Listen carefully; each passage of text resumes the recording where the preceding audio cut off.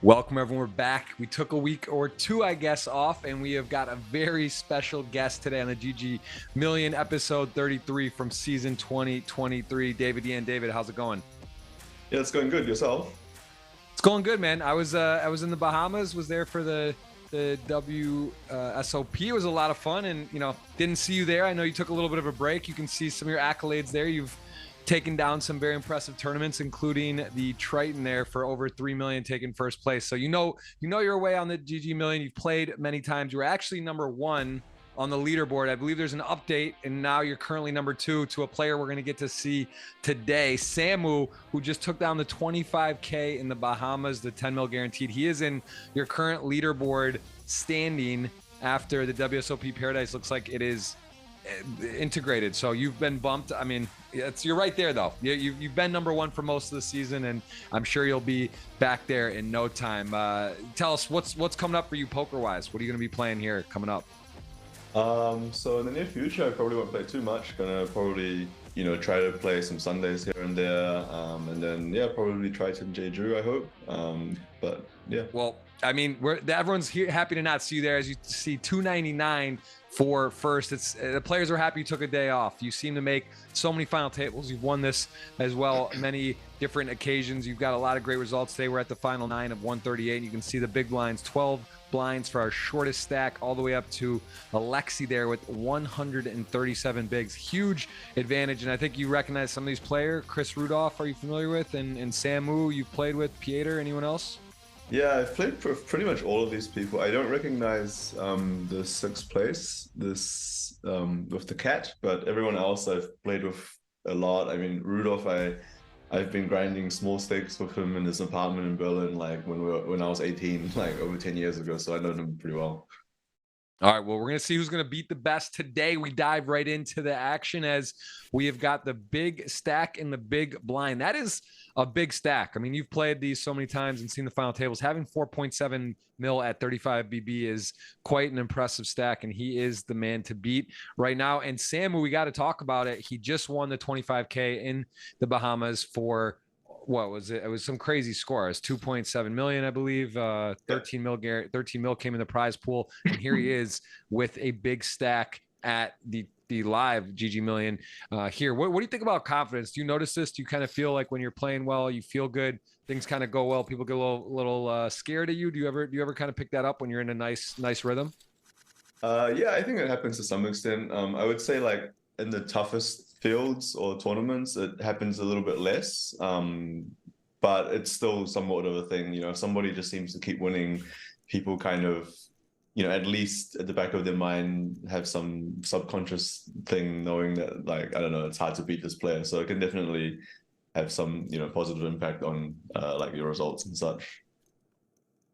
Definitely. No, I mean, we see this time and time again. There definitely is such thing as sort of a heater or a progressive result that seems to just keep going, and people sort of get caught in the steamroll. And Samu's trying to do that here on the online felt today, as he is in a good spot. And our friend Alexi with the nice hand in the small blind may pretty tough spot here for the fours off this stack depth. Let's see how this is going to play. Are you up for a wager? You want to do a little dinner bet? We can pick players and do a snake draft. Yeah, sure. Sounds good with me. All right, you choose red or black for the flop. Black. Black. All right, so you got that. I got red, and the audience is going to be in for a $50 or $100 giveaway based on who wins. It'll be 100 if it's one of my players, 50 of yours. We'll have the tweet for $50 as well as fours here. Is this just a rip, David? We just put this in blind on blind. Chip leader's going to be wide. Yeah, I think it's definitely an option. It looks like he's going to get snapped off. Yeah, triple lead is going to open a lot, and you're obviously just hoping for a fold with fours, but you should get it decently often. And of course, as you can see, you can still be flipping. So yeah, looks like this player unfortunately going to bust very quickly. And Rich it's get good to richer. see five. Oh, over 5 million. What other options would be there? What would you see as another way to play? Just call. Yeah, calling, to see what happens could also be an option. But I think you generally want to be somewhat aggressive, especially with a hand like fours. These type of hands don't play too well unless you hit a set. I mean, they can play a bit better in other situations, but when the chip leader gets to bet a lot of flops and stuff like that, it's going to be kind of tough to win a showdown without making a set. So I think just shoving and praying is good. Yeah, definitely a viable option. Didn't work out there. We are down to 8. What was the? Oh shit! I missed the flop. I kind of blacked out. Did you see if it was red or black? Oh, I didn't see it was real black. I saw it was like an ace or whatever. Yeah, I forgot. Man, let's see. Let me ask the audience. We can trust them. We'll see if it was red or black last flop. I can't, man, I missed it on the lag on my screen as well. Hit the thumbs up. Guys, please hit the thumbs up if you're enjoying. We got over 600 on. Just joining us from New Zealand is David. We are going to be playing to a winner today. We had a couple weeks off. This is a exciting one, as well as the hands up is going to be a promo. You guys can win the progressive jackpot. That will be in the YouTube chat. And I don't know. I mean, you know what? This is kind of an important one today. The red or black, David, with that stack. That guy's got 5.5 million. So I'm seeing if it was red or black. Let's see. It was red, 100% red. So who had red? I had red. Red heart, 5 of hearts, 6 of diamonds. Seems we can redo it though. If you don't, the audience, I don't know. Oh, there's a couple. Oh, no, I blacks. trust the audience. I don't even, to be honest, I don't remember what I said. I just woke up as well. I trust the audience for sure, but Okay. Well, they're saying it's red, and let's do. You know what? I feel that honestly, I feel like we didn't see it. We got to redo it. I don't want to take it. We're gonna do this next flop. I feel better with it because I actually see a couple people saying black, even though it seems okay. we're gonna do it again. We'll do it again. So red or black next flop. You have black. I have red. The fact that you didn't even remember what you said, I was thinking too, which I had. We'll redo it. So we're gonna do it over. We get a redo here. A couple big starting hands are dealt. And how often do you play the million? How often are you playing this tournament when you're playing online? Do you try to play every week? Yeah, if I'm playing that week, I think I've never skipped it pretty much. Yeah, it's great tourney, and it's pretty nice what GG have done to sort of bring high stakes to a new level. I mean, a few years ago, I always say how like 4 years ago there was pretty much like on a Sunday there might be like a 1-2K maybe, and for a long time there was just sort of a 1K. So yeah, it's sick that there's a 10K every week, and there's always like a few 100K up tops. Yeah. For sure. All right. Well, we do see red. So there's no question this one's red. I will take Alexi with the chips. Hard to turn that down. 5.5 million. And you get second and third pick, actually. So okay, good. Well, I'll take Rudolph, my buddy, and then I'll take some move to hedge my leaderboard. I actually had a choice. I could have taken that too. I could have taken second and third instead of first, which might have been better because I've not heard of Alexi. I'm not familiar with his game on here, and these two are obviously very tough players. But that's about fair with Chip. So all right, you got. It's all right. That's fine. I'm happy with that. I'm gonna ride with Argentina. Right? They won the World Cup. Good confidence. Chip leader. He's running good. We'll stick with that. So I will then take. Man, this is an interesting final table. This feels like it's very big drop off here. A lot of chips between those three. We've already lost one player. I'll take Pieter Aerts, who is a very competent player with 682. So that's my next pick. Cool. I'll take Peterson. Daniel. Peterson, okay. And I will take, what's that, Ilya? Yeah, I'll take Ilya. So I'll take Spice, the short stack. You know, to be fair, he's got a lot of results. He has a ton of final tables. I'm gonna look him up. I think he has some crazy amount of final tables. Season 1, he played. Yeah, I've seen him so many times. 9 final tables. Season 2, he's already got 3 or 6 in season 3. So like he's literally got 17 final tables. So good pick. And then I will get the last player there with the Cyprus flag and Sota 61. All right, so we got our wager. Audience 100 if one of my players win, 50 if one of David's win. The hands up is pinned. That's a progressive jackpot. You can guess the winning hand. I'm going to click it, David. It's hard to get free rolls these days. This is a jackpot. You got to guess the exact winning hand. So you need like 6 of hearts, six of diamonds. That's what I'm going to guess today. I'm going to put it in there. I'm going to drop my guess in. What do you think? Give me the winning hand today. What's your prediction? Black eights. Black eights. So all right, I got red 8. sixes. You have black eights. That's booked. And good luck to everyone. Good to see everyone. Let us know where you're watching from. We did redo it, and we do have a blind on blind. Chris just folds queen 5 off there. Are you surprised by that? No, not too surprised. It's just gonna be pretty tough. He knows he's gonna face a lot of raises. I know some players would call there because they're really deep. So even though he's in a tough spot, it's still a lot of room to play. Like if big blind raises, he's maybe not with queen 5 off, but he's still gonna be able to call a lot of hands. So, but totally fine approach. I can see what he's thinking. There's a bunch of much shorter stacks. Got a tough aggressive big blind there. And tell me on this stack size with the a6 off, small blind, big blind, he just rips in, seems pretty standard. But also, would you like to see maybe some non all in raises off, even though he's covering by so much, but Pieter still has an okay stack. I mean, it's not like, how many blinds is that? It's a fair amount of blinds still. Yeah, I think it was maybe like 18 or something. Yeah, I think with a6 specifically, probably just want to rip it pretty much always. But yeah, you're definitely gonna have some hands that you're gonna just raise. Some of your like, I guess much stronger hands than a6, I would say, or stronger hands at least. And then yeah, some trashy hands that maybe don't want to shove. Okay, we saw Queen Jack suited get out of the way. Early position raise from Samu, the man who took down that massive tournament in the Bahamas. I played with him in that tournament near the money. I got it all in queens to his 10s, and I won, and he was sort of short. So I think he had the starting stack was 250. He had like 400K, sort of near the money. It was like a million chip pot. And then I was like, oh, okay, I hadn't seen him before. Saw he was shorter, and then bang, I look over and he's winning the tournament, a couple days later. So pretty cool that he is, looks like a young guy, really seems like a really nice guy, carries himself well. And yeah, he does hit a big score. Are you familiar with him personally? No, I don't know him personally, but like I know the crew, like at least some of them, and yeah, I mean, I'm sure like he's a hard worker. Like I watched a little bit because I was obviously sweating the leaderboard and stuff, and yeah, seemed to play pretty well. And yeah, I mean, I'm happy for him.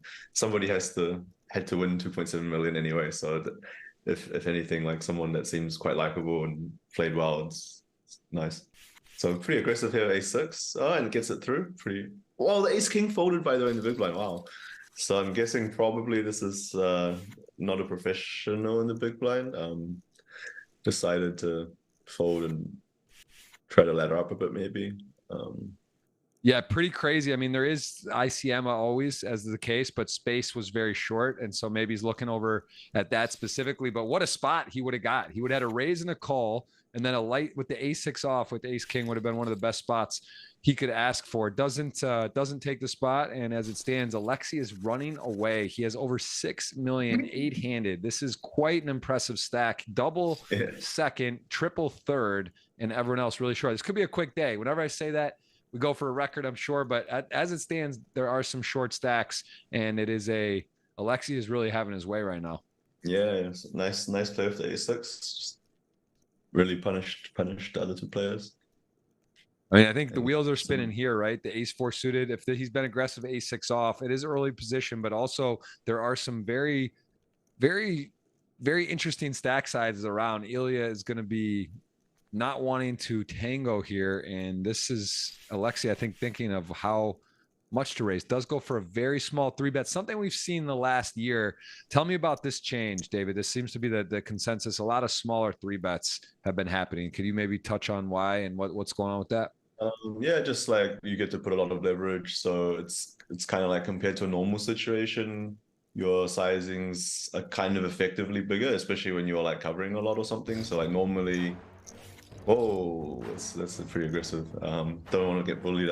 So yeah, it's like let's say in this situation, if you go like 2.2x, it might be more like 2.8x in a normal scenario or something like that. You don't need to go as big. So you get like a very good price, especially as like a big chip leader or something to try to yeah, just put the other person in a tough spot. And also people, most players don't really tend to do too much flatting as well. So the downside of going smaller is also less compared to a normal situation. Yeah, it makes a lot of sense. As we see, he does make the bluff. 3-bet ace-4 suited got stuffed, but doesn't really lose that much chips either in that scenario, as both players here with connectivity on the board. King Jack, ace-queen suited, a pretty good flop. Both players are going to be okay with it. Obviously, Samu realizes it's a bit dicey, but backdoor nut flush draw, gonna have the best hand a lot. Certainly gonna continue. I got a question in the chat. The origin of Miss Oracle, one of your monikers online. What is that about? Oh, there's nothing too special about that. It's just I think I made the account let's say when I was 18 or something, a long time ago, and yeah, I don't know, just thought it's kind of funny. I think Oracle is like it's a Pokemon card, I think, from a long time ago as well. So it's just kind of combining the, when you're like 18, you think it's really funny to have like Miss in your name, and then just Oracle. I kind of like the name, the word, whatever. There you go. All right. Question answered. The fans, they know, man. They see you at the top of the leaderboard most of the year. They know you know how to play, and that's a good question. That's always it is funny too. A lot of those names, they come from a long time ago. How old are you now? I am 30. Yeah. 30. Okay. Yeah. No, the usernames from way back in the day, they stick, right? They just they do stick, and they're sometimes random, sometimes meaningful, sometimes just a random name. And here a 10 on the river doesn't change the best hand. It still is Chris, who had the top pair, now has a straight, and this could save Samu some money. At the same time, he doesn't have any clubs in his hand. See what Chris goes with bet size here. He goes pretty big. And tough spot now. I mean, Samu definitely has a bluff catcher, so doesn't beat any value hands, and he's just gonna think like, do I beat enough bluffs? Given the ICM situation, given the situation in general, like to some extent, do I like the cards in my hand? Like, so yeah. I mean, as you said, no clubs. Tough one. I mean, on the turn when he's calling, he's kind of hoping that Rudolph has a hand like a club draw, maybe just some very aggressive random bet sometimes, and then on the river he still beats those hands, but decides to lay it down, which turned out to be a good decision. Yeah, I mean, great players make great decisions. That's something I do notice here all the time, that 90% of the time, all the time, that players make the right read. They make good folds, big calls, and it's fun to watch. As King 7 suited going to be priced in, and everyone going to sweat the short stack. Everyone rooting against him at the table to get the pay jump, especially our friend from Cyprus. 5s to King 7 suited. 5 so far in the lead. Have to fade a 6, King, or 7. And it is yeah, that does not look like a 7 or a king or a 6, and that will be a double. So that's going to tighten up those bottom 4 stacks as Alexi takes a slight dip in the armor, but he is, a little chink. He's sitting pretty good. The chink in the armor at 5.7. I think he's going to be okay. He can afford that. But yeah, his stack is huge, absolutely huge. So it is a good spot for him. What do you think of the ace-4 suited? Could he have done a different sizing in that? In that where he 3-bet, or do you think that's just against under the gun that he just sort of checks the temperature with that small 3-bet? Do you like that? Is it the one where Queen Jack suited shoved? Yeah. Yeah, I think it's pretty fine. I mean, you can go anywhere from around that. You can go a bit bigger as well if you want to. I think it's not going to change too much. I mean, the other player kind of had a stack where they could still do some flatting potentially, especially because they're going to be opening pretty tight, I believe. So yeah, no, I think it seems fine. Well, this is interesting for Alexi, who's been pretty aggressive and against the late position, cutoff raise, ace jack off, covering massively. Other short stacks would assume he's going to put some pressure on here. I guess he has all options to flat or 3-bet, or jamming would probably be too much. He does go with the call, and he is behind, but potentially losing a lot less chips.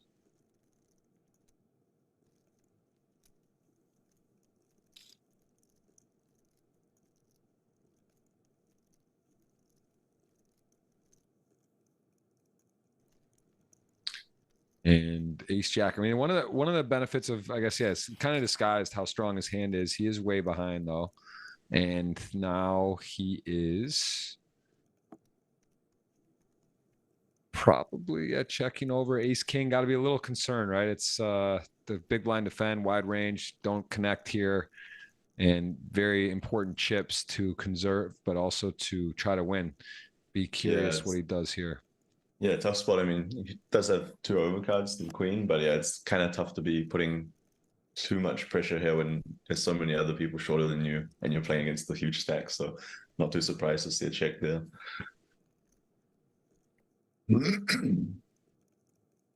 Interesting spot for Lexi. Does have some showdown, hoping to maybe showdown against a hand like ace-10 suited, ace-9 suited.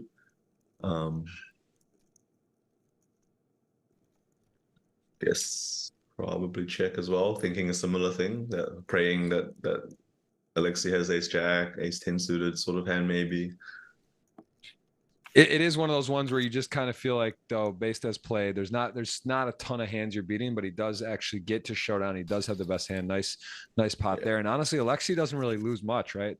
He could have played more aggressively and lost a big pot there. So both players played it well, I would say, as Alexi's still 5.5 million. What's been your favorite stop in the last year or two? I know you played Triton, you won the 3 million. First place in one tournament, which that's probably biased a little bit, but where's your favorite place to go play poker currently? Yeah, good question. I mean, I miss Austin Millions for sure. But other than that, I mean, honestly, like, yeah, all of the Tritons have been really nice. I only started playing this year, and I just really enjoyed the experience, the like just how the tournaments are run, the staff, everything like that. So yeah, it's been really good experiences. No complaints really, I would say. Yeah, they do a great job. And you said you probably will go to Jeju? Yeah, hoping to do it. I have a friend who's getting married around the same time, I think in Japan. So it fits pretty well, actually. I think it's pretty unlikely I'll miss it if something huge doesn't come out. Very nice. Well, I just put the tweet up. Anyone who has Twitter is eligible to retweet and follow those instructions. That is a $50 cash giveaway on my Twitter, Jeff Gross Poker, and we have got our dinner wager as well. So I'm sweating it. We go. What type of food? What do you like? What's your go-to? What's your favorite? I'd say Japanese is pretty much favorite. I mean, I like a good steak and stuff like that, but I would say like on most days, maybe seafood, but yeah, Japanese sushi, good sushi. All right. We can do a +1. We can do a real dinner, the full deal, dessert, drinks. We'll have a nice. We'll have a nice one. Maybe in Jeju, actually. That's very likely as well. Food there is great. Yeah. I was there actually for the WPT earlier this year, and yeah, food was really nice. Ooh, get the all in. Queen 10 suited math starts getting into play, but not quite. Yeah. The price does get out of the way.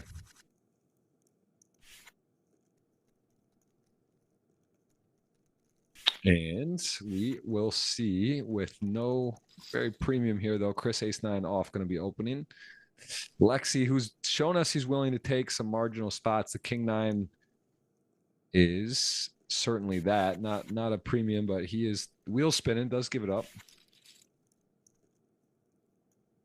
And yeah, I mean, just when you're playing these final tables, or I guess any tournament stages deep, like it's always like every pot is so crucial. You're just really happy to take it down. At least I am. I don't know about other people, but I'm just like happy to win the pot. You know, even raise and take. It's always a blessing. You know. For sure. No, it is nice. Non-confrontation is definitely welcome. Even sometimes when you don't have the. You know, if you want action, you never know. That's I do notice some of the better players too. A lot of times the pots they lose are with like the queens, kings, aces. When you actually don't have anything and you can kind of bluff and construct and maneuver, but when you get those like huge pairs, it's sort of hard to release sometimes. You just kind of get pegged up against it. But we've seen Samu get a walk. We've seen Alexi kind of having his way. Both players in good form, and Samu is at 1.8 million. Chris 3.2. And Lexi seems like every hand he wants to play. He's not releasing fast. He's considering all options. He knows he's the table captain right now. Yeah, you always want to sort of balance between like trying to run people over as you can to some extent with your stack size, but then also like if you go overboard, you might see stuff happening where like people just shove the queen jack suited on you, which is kind of like saying like, I think you're doing it too much. And then yeah, you want to balance it out. Because you want to like be able to take it down sort of uncontested now and then, and whereas if you just sort of play every hand, three-bet every hand, like people, and especially at these, and it's a really tough table like this, people like they're not going to be excited about it, but like they are willing to just shove it in if they think that it's a good decision. They're not like, I guess, afraid of the stakes, so to speak, or the situation. So you do have to sort of play, sort of balanced poker to some extent, and not to take it too far necessarily. Yeah, Chris here with King Queen opens early position and checks down. He does have the best hand, and Samu just not feels like in this scenario, this isn't one for him to go for. And he could have the best situation hand. where like Chris is just going to be like really happy to win the pot. I think anyway. It's just like when you check the river, you obviously have some showdown, but you're obviously not always going to win. And then when you win, it's just pretty nice. And for me, exciting always to just win win the pot. It's a pretty big swing. Like if you win that pot of 250K or whatever it was, or if Samu wins, it can definitely make a difference. Pocket sixes and 3-4 suited.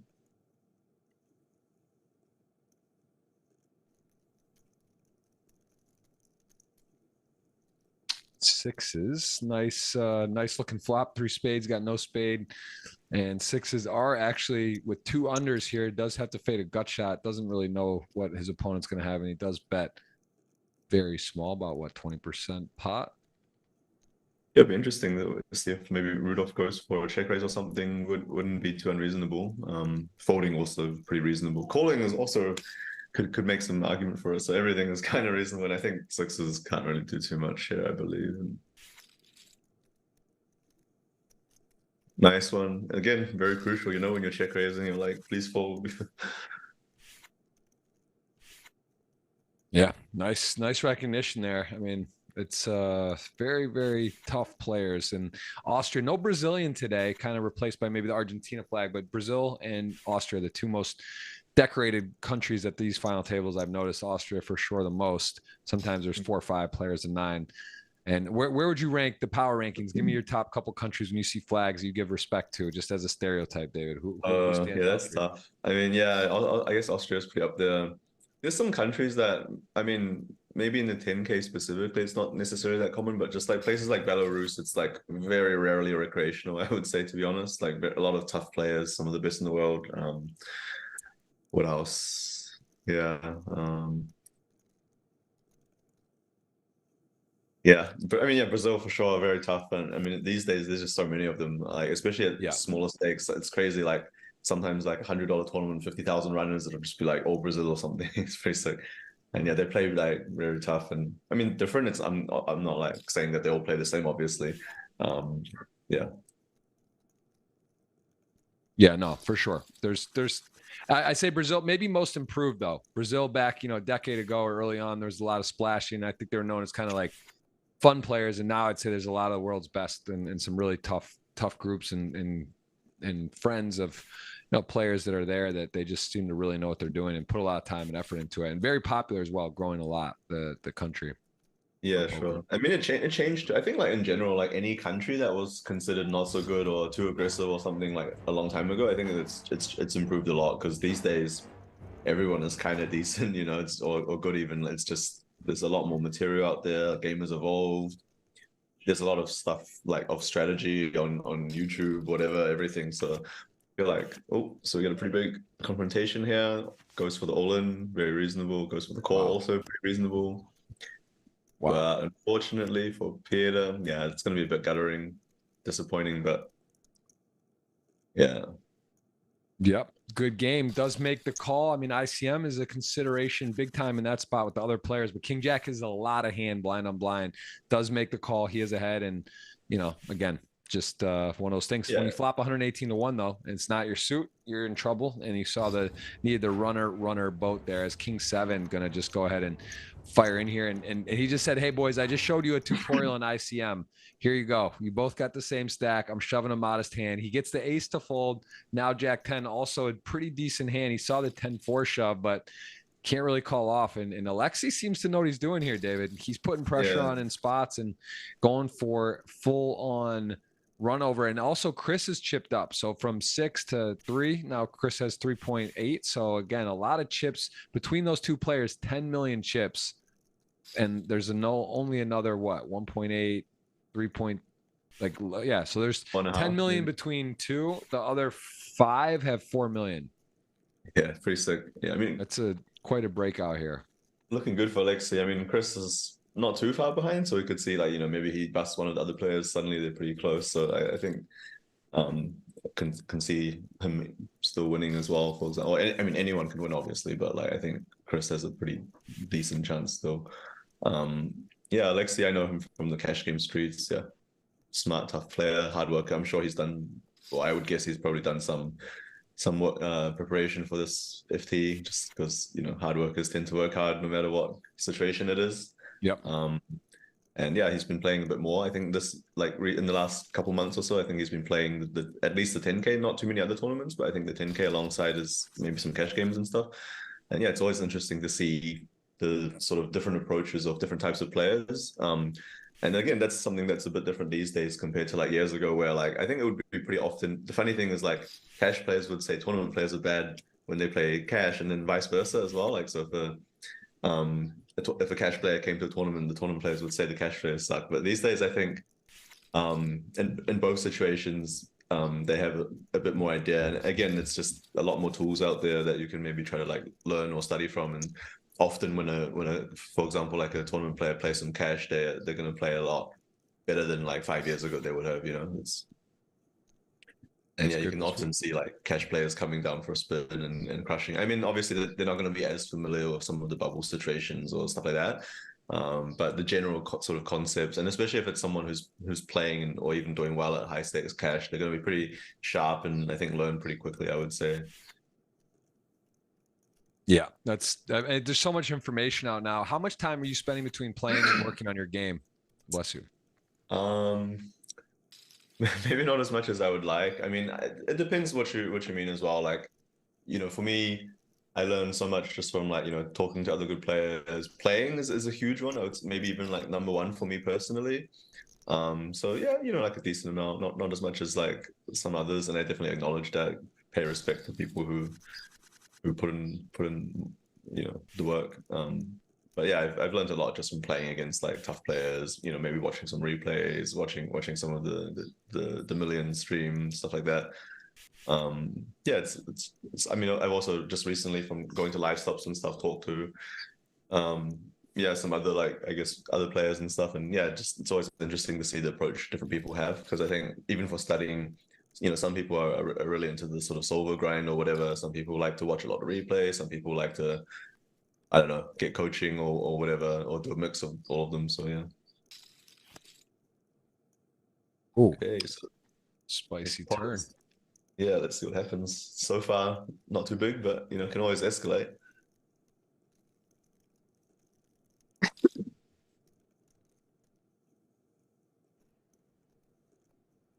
Okay, so Rudolph decides to go for the more sort of aggressive option. Pretty reasonable. And Alexi has a pretty good hand. Not loving it. Definitely has a bluff catcher, but yeah, just really strong hand for the blind versus blind situation. And yeah, very happy to just sort of be good at showdown. Loving to see the check. Yep, nice pot there. Does separate himself again, about double second. Yeah, sure. Huge swing there again. Yep. Like, well, at least big swing, maybe not huge, but significant. Yeah, and he knows Chris. This is experience. I mean, in terms of who's even won a GG million, we've seen Chris Rudolph has done that. Season 2, he has won seven final tables and a win. And then in season 3, Pieter Alerts, who has also, he's won one this season. So he went out though. You saw that King Jack suited, 10-4 suited. So there's really, I think those are the only players, I believe, that have won a million. So there's one remaining champion. So we will likely have a new champion, although Chris in pretty good shape, right? I mean, there's to say Chris versus the field, got to take the field, but he is in a good position in second currently in this lineup, but one of the more experienced players. Someone you said you have more experience with. You've known him for a long time. Yeah, I mean, it's like I said, when I was, I think, like 18, maybe even younger, to be honest. Like, yeah, I've hung out with him, met him. I've known him the whole time. We have a lot of mutual friends. So yeah, pretty good.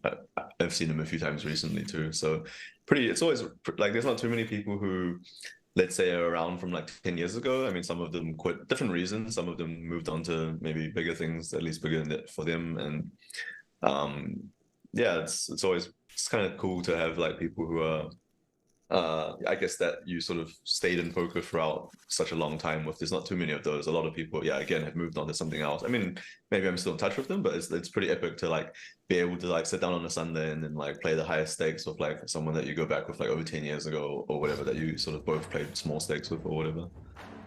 Yeah, so, and here short stack gonna get called ace jack king queen. Pretty classic, pretty standard spot flipping of sorts, and ace jack in the lead.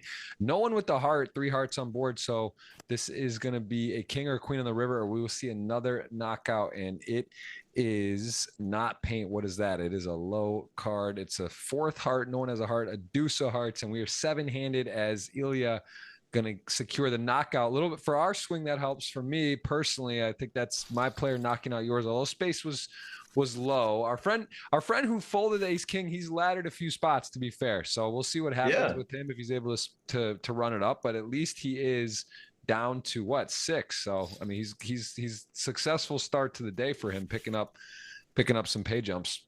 Yeah, he's probably pretty happy with those pay jumps, and I mean, you know, there's a chance he maybe won a satellite or something like that. So yeah, it worked out. I mean, I could have been out of the ace king maybe.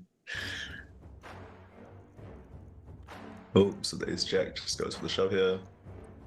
Totally understandable. We're gonna expect to be facing a pretty wide range and get a lot of folds. Oh, pretty loose call, but reasonable. Wow. King, queen, ace, jack. We just saw this a second ago. Wow. What a flop. Has the diamond as well. So very thin from our friend. This could be a knockout again. This is actually a wild final table, man. Daniel, this is, I'm thinking about restaurants. I'm thinking about good sushi. I mean, Jeju, I'm looking up on TripAdvisor, all kinds of stuff right now. 7.5 million, and we are down to 5 quickly as our guy saw. I mean, nicely done. Gets a 6-figure score, basically folded, right? That's not always going to go that way. But he has picked up 70 grand today since folding. And now he's, speaking of 7s, 7-8 in the pot, pocket 7s. Everyone knows about 7s. They do come a lot. Has the spade backdoor covered. Needs help. Send help. When Rudolph is there. 2 outs. And it is not. And that, I mean, the best hand's been mostly winning. The chip leader's been winning every all in. 10-4 suited takes out king jack. And we are down to 4-handed. It's been half an hour on the show right now, I think. We're about 35 minutes in, and we are down to 4. I gotta queue up giveaways. This is wild. This is a record for sure. But they're so deep. Who knows? It could even go for a while with heads up can take a while sometimes. It could also these boys are gambling, David. There's some light plays, some 3 bets, some. Not afraid. Know. This could also go fast. Wow. All right, I got to get the keyword giveaway. I mean, we're doing a keyword giveaway. I'll wait till 3-handed though, because they're so deep. I don't think it's gonna go boom, boom, boom, but we'll get that for a $50 or $100 giveaway. I'll have a keyword here, and 4 people gone. Is it 4 and 4 hands? It feels like that. So John in the chat asking, do you consider yourself a bad cash game player? I mean, it's all relative, right? Like compared to like, you know, sick players at high stakes, definitely. I'm all right, you know. I don't know. I think I'm okay. Put it that way. Not great, not bad. You like your chances walking into a local casino. That's for sure. Yeah, I think that's a fair way to put it. Me too. I'm with you.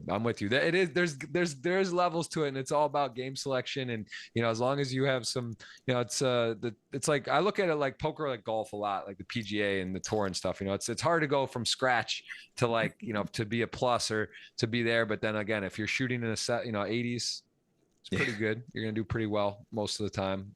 As Alexi might make his first misstep here, he is betting into the Stone Cold Nuts. Hand rank 1, nothing beats him, and he is got Ilya, who's going to check raise, and maybe not the timing for it, but I guess you get it. You unblock all the pairs, maybe you just have the dry ace. That's one of the bluffs you have, and someone could call you down. And he's getting action here by the 10-8 off. So you see how sticky Alexi is, and maybe can Ilya slip him a little rope. Yeah, interesting to see what happens next.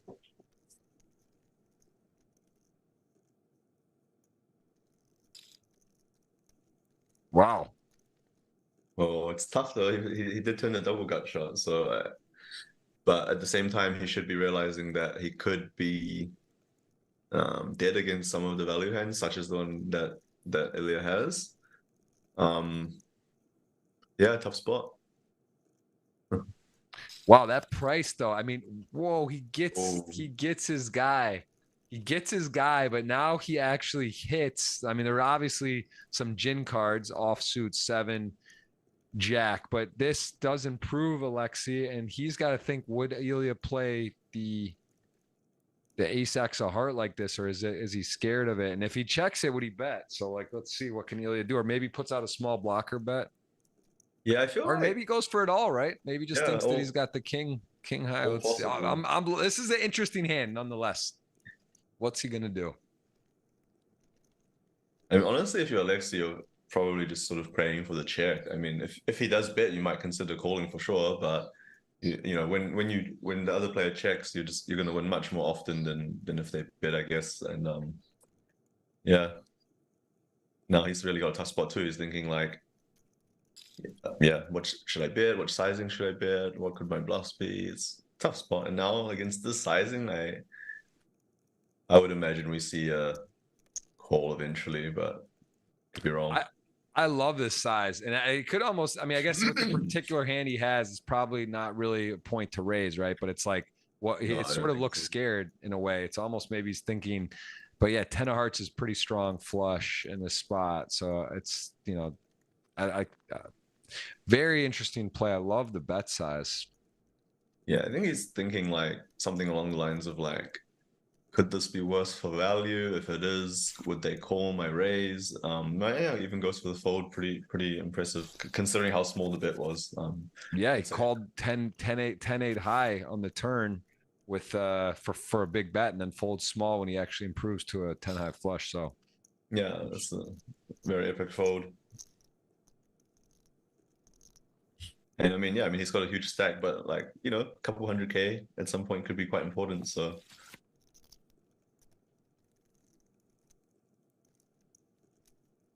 I'm a little surprised, like the turn call though on that board with just that, and then I don't know, like, yeah, I'm a little surprised by that call on the turn. I guess he is double gutted and does have a heart, and that he thinks could be good. But the fact that he folded on the river, yeah, it shows you he's pretty in tune to what was going on, where he was at, and he figured it out by the river.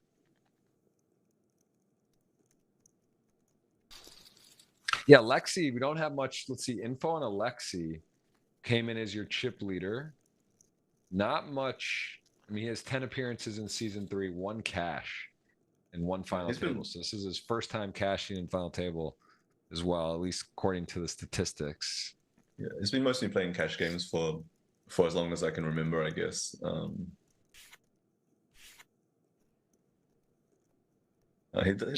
He makes some content. It's in Russian, but yeah, it's some pretty popular amongst the sort of cash game fans, Russian community.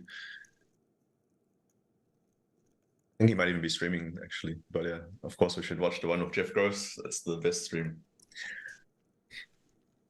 Well, I tell you, it's a pleasure to have you on. I've never really gotten to connect. I think the last time we played, I believe, was in Rosvedov in like a 10K. I think final table was a long time ago. It was one of the first times I think we played, and I can't remember if we played since, but I remember watching you play, and I was like, man, this guy's tough. I was like, what's going on here? You had a lot of chips. I think it was you and Adamo were there, and maybe David Peters, but this must have been like 2019 or 20 or something. Yeah, I haven't been to Roswell, but I have definitely played with you, like maybe at PCA or like I've Or played no, with you PCA. I'm thinking different it was a places. 10K. Maybe it wasn't Rosvedov. I'm thinking we played there though. Were you sure you've never been there? It must No, be. no. But we've played, maybe some EPTs here and there, like Yeah. definitely, I definitely. swear it was that, but I'm gonna look it up because now I'm confused because I would have bet money that it was that tournament. It was, but I'm not gonna question your. Let me see. I'm gonna check my own.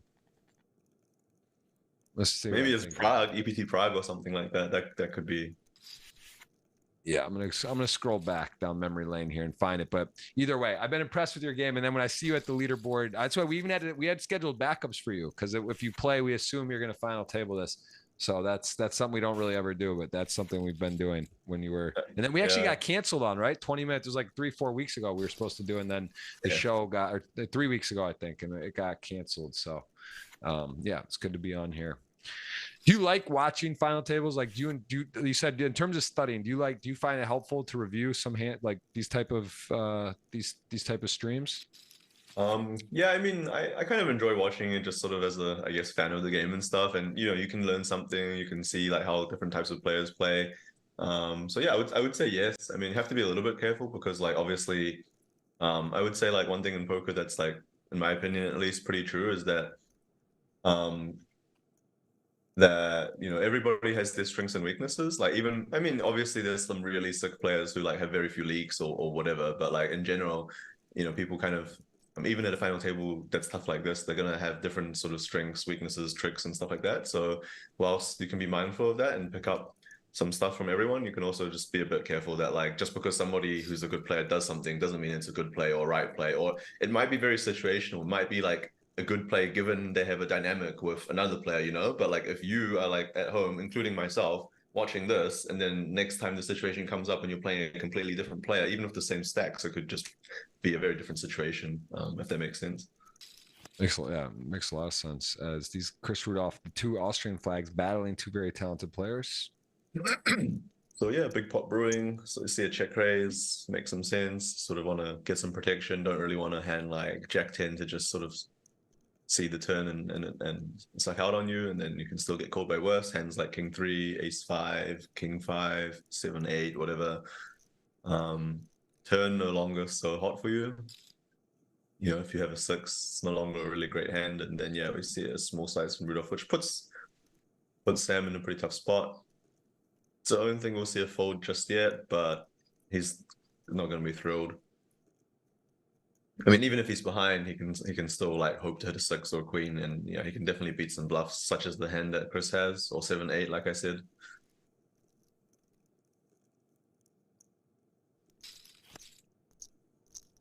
Well, get to a river. Means 6 still the best hand.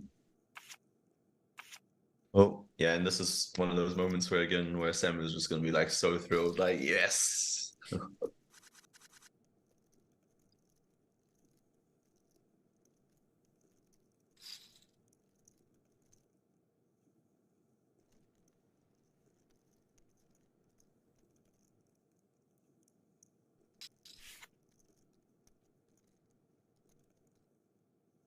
So Queen 10 goes to the call, just sort of playing in position, going to put a lot of pressure post flop.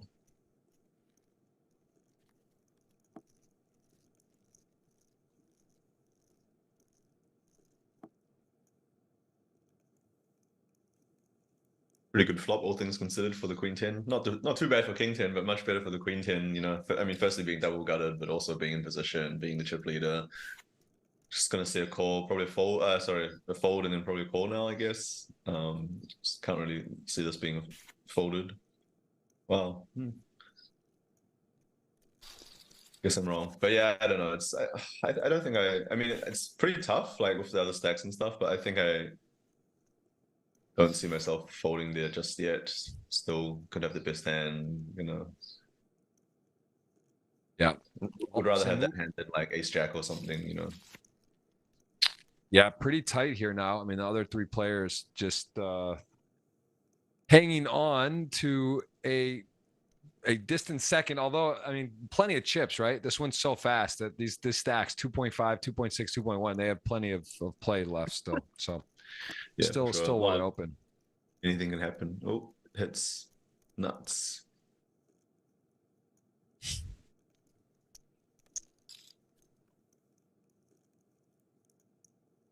Gonna Let's see lead it out. forward, I guess.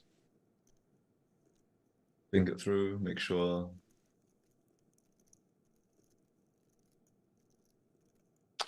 I mean, Samu thinking, definitely could have the best hand a fair amount of the time. Also, he could bluff where he has Yes. that key spade. So see. Yeah, that's true. Yeah, I mean, I guess I actually didn't notice that, but yeah, having the ace of spades for sure could make some a bit less snap folding, I guess. I think if you just had ace ten of hearts, it should be folding kind of quickly on that board.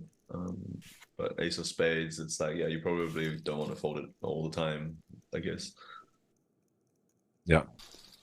Yeah, I mean, still relatively smooth for Lexi here. King 10, blind on blind. So what, 50K big blind? Yeah, we're deep here. I mean, this is still 40 bigs for our fourth place of 4. So I mean, this could definitely it's definitely a lot of play. Although we're at a record speed down to 4-handed about 50 minutes into the stream today. So it's gone quick so far. King 10, King high versus 6-9-9. 6 has a nice little bit of sneaky open-ended.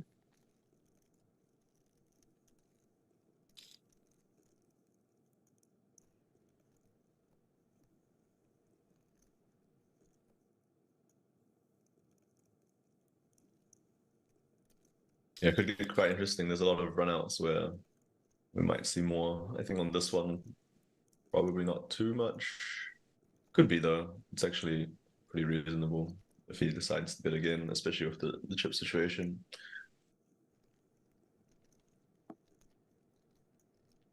Yeah, checks over. Also, yeah, King high definitely good here, fair amount.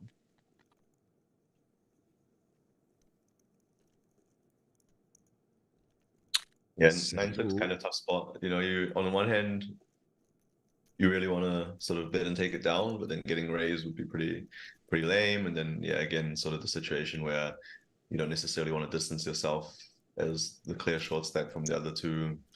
But yeah, looks like it goes with bit and gets it through. And yeah, again, gonna be loving life right now. Yeah, big swing there to get it, as you mentioned. Every time it's big, but these are important ones as these 3 players are so tight on sort of second place. You see the pay jumps there in the lower left of your screen, playing up to basically what, 300K, 299, and then big jumps thereafter. So it is a lot to play for. Title on the line. Chris Rudolph, your only GGMillion champion remaining today. So see if we'll have a new one or a repeat.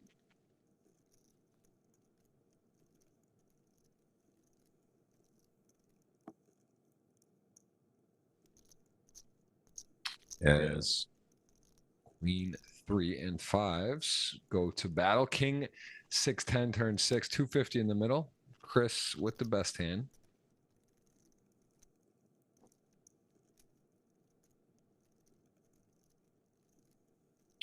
And Ilya with Queen high.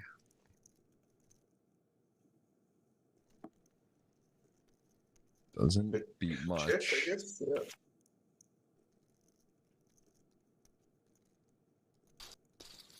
Yeah, Chris, happy to show that down. All right, 4-handed. Hope you're enjoying. Again, you can join on several giveaways. The tweet is live. That is on my Twitter, Jeff Gross Poker, as well as the hands up, which has been pinned in the chat on YouTube. And then we'll have a keyword for you. If you hit the thumbs up, join in on that. That will be the first part of the giveaway. I'll put a keyword here shortly, though. We are deep, 4-handed. Don't need to put it up yet. Aces. Ooh, ace 8 doesn't bite. Just decides to let it go. Not much resistance. Ilya just got to pick that up.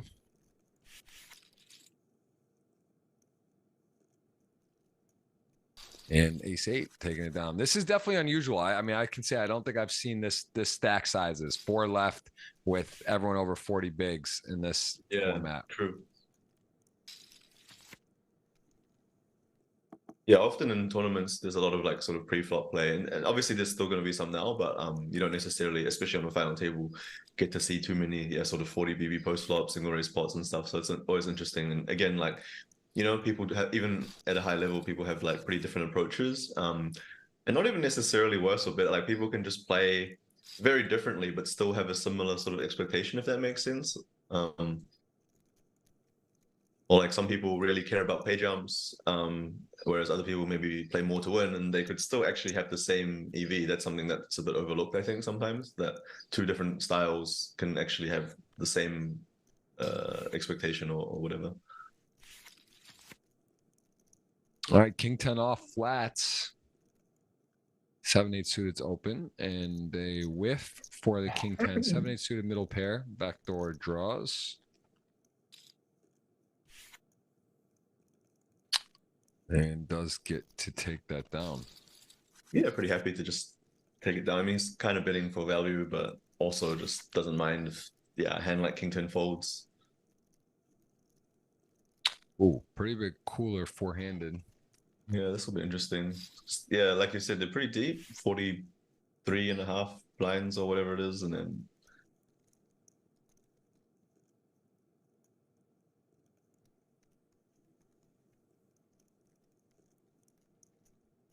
yeah, very tight.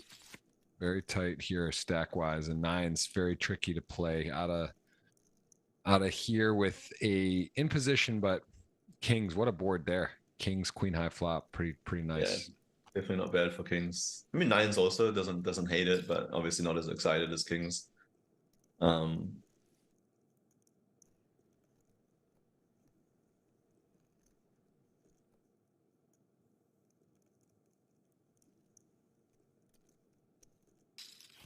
Question there for you, probably something you don't want to answer specifically, but asking about who are the 5 toughest people or some players that you think are tough to play with online, considering you play with them a lot. You don't want to maybe tip their hat, but is there anyone you could say you see consistently that you play with that, you know? Yeah, as you said, I don't necessarily want to name specific names, but honestly, like, you know, there won't be too many like surprises, and it'll just be sort of pretty similar answers to most people who are like, people who consistently play the highest stakes and do well. They're going to be pretty up there.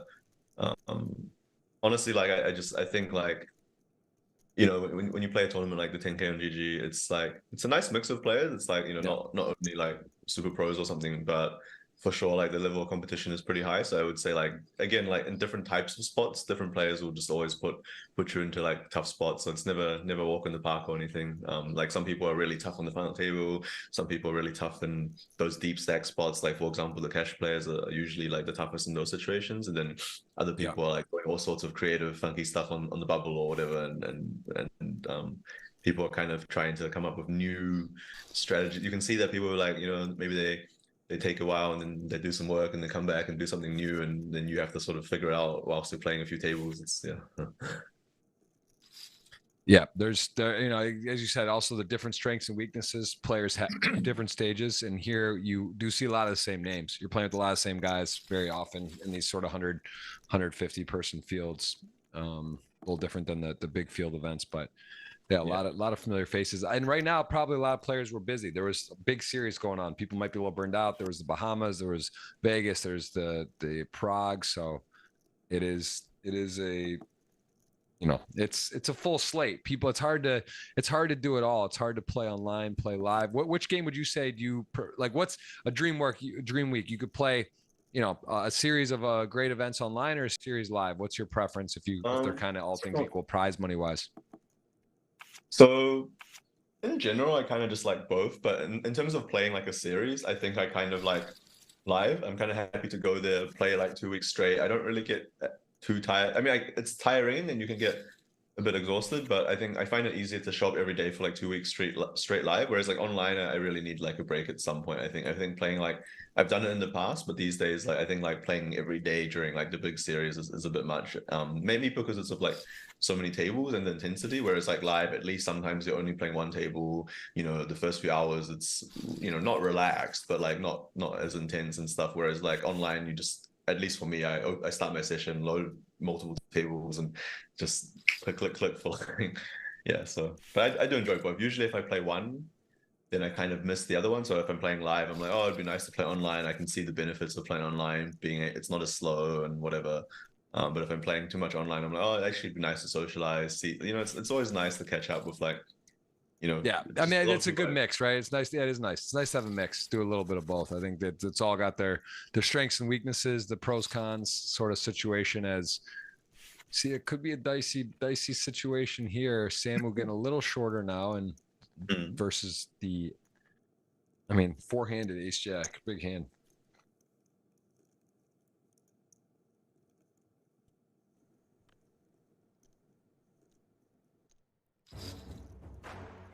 Whoa. Oh. Steps into it. Can he keep the run good going? Just won a massive event live. And look at that. Just bear trapped him. Ace, jack, kings, turns 2-pair, but all that matters, can he fade that you know what on the river? And it is a full house. And that is summarizing our friend's December. He has on an absolute tear. He has literally just won the 25K 10 mil guarantee in the Bahamas. I just said I was playing with him the other day in that tournament. He took it down 2.7 million. And now here he is, four-handed, gets there versus kings in a big way there with the authority, the full house, ace jack.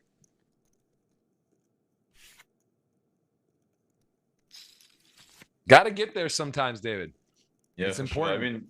I mean, I think it's like, I mean, a lot of players realize, but sometimes it's a bit overlooked once again, where like people are like, oh, how do you like make so many FTs and stuff? And honestly, like the biggest thing is just variance. Like there's so many, there's so much to it that's just like running good, winning the flips at the important time, like having the coolers go your way rather than the other way around and stuff like that.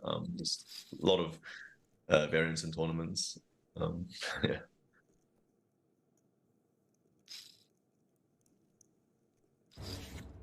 And these are a lot of hands here too. Yeah, I guess it's gonna go fold call, but you never know. Could see it go.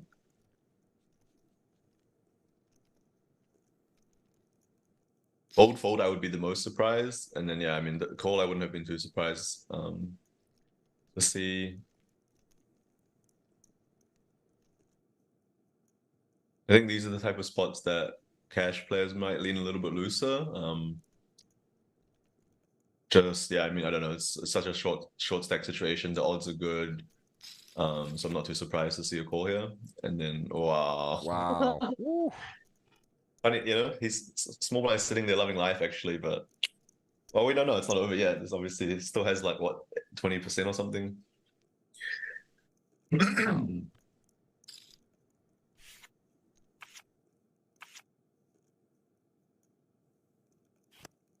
Wow. Needs help. 10%. Sick one, really sick. 4 outs, 1 to come, and it is paint, but not the queen. We're three-handed, and your friend, our guy, Alexi, has been just wire to wire right here. 8.3 million. 3 left, 3 remain, and you've got. This is how it started, right? This was our first 3 picks, first, second, and third, and it is. They've just sort of figured it out. They're there. They just chalked up the guaranteed now. Very nice money, 182,000. Yeah, 180. Yeah, nice. Yeah, it's a nice plan for 118. There is no deal making on the GGMillion. That is part of the fun. Play to a winner. And again, 1 hour in, three-handed, but there is play. There is still play available. And we are going to have either a repeat in Chris Rudolph, who has won the GGMillions before, or one of the new winners. But actually, Samu's technically won the millions. He's won the millions live.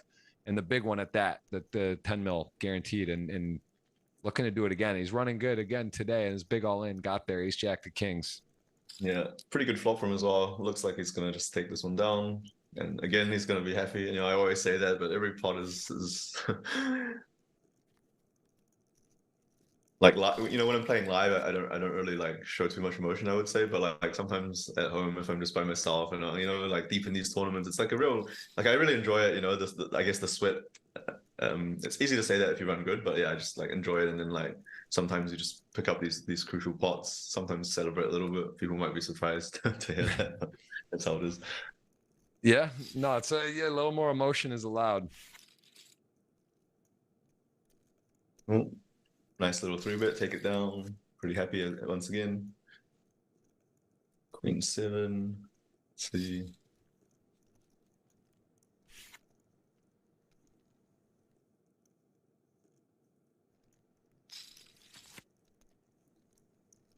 9-7, queen 7 suited. All right, we got top pair in an over with a flush draw. Could be a big pop. I got to get the giveaway going soon. Let me get this.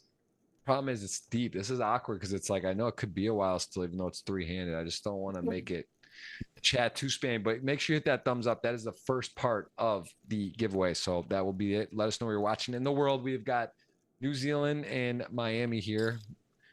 USA and New Zealand. What's New Zealand do? They do territories? They have states? I forget. How do they break up the country there? We're kind of too small. Australia has like territories, states, but New Zealand is just kind of like, often when you shop online, it's like it asks you for your state or your region, and I'm just like, I guess North Island, like we would never say that here. It's just cities, right. And yeah. There are regions actually, but it's like you don't really use it like for. I guess it's just people like to identify with it though. Like people might be like proudly saying that like I'm from the Northland region, or I'm from like Otago, where they make like nice wine or whatever. Like, yeah, I did a New Zealand tour. I went there. My now wife, we went there. I think 2015 or something. The internet was really bad back then. Has it gotten better? Is there fiber now, or have they improved it? Because it was like shocking. Pretty good now. Bad. I think it's gotten better, but also depends where you go. Like if you go more sort of rural, like you might have a mixed experience. But I would say if you're living like in like a central city or something like that, you should be pretty good most of the time. Yeah. I think pretty first world internet for the most part. Alexi gets away with top pair there with the diamond turning, just dialed in, spot on, nice fold. Yeah. Yeah, I mean, these pots add up, like, again, it's sort of like where he folded before for 250K, saved it there. Now he didn't call on the turn. Nice to make at least results wise, the good fold. And just, yeah, very important to these small, medium pots add up. I mean, all-ins, you can't do much about it, but like all of these post-flop spots, you have full control over it. I mean, not full control, obviously, like the run out and stuff like that, you can't really do much about, but like you can obviously decide if you're going to call or raise or whatever. And yeah, these decisions really add up and can separate. Can be all right. Well, Chris is going to start with the limp, and this is one of those hands. The charts would say you raise the worst, and he does get a bite. Now the question is, does he want to play a koi, or is this just going to be limp raise? Most likely, could potentially cooler and get a lot of money in. Yeah, I think it's going to always raise, and I don't think he's going to shove. I think he'll just make it, something like that. 6-2, no decision. But it would have been a much tougher spot with like, I don't know, ace-7 suited or stuff like that. Horse, been good to Lexi today. He's got a pair here. See if he wants to call or play differently. He does flop decent, but not a currently best hand. Ace Jack does flop top pair, top kicker in the lead. 4's so flop.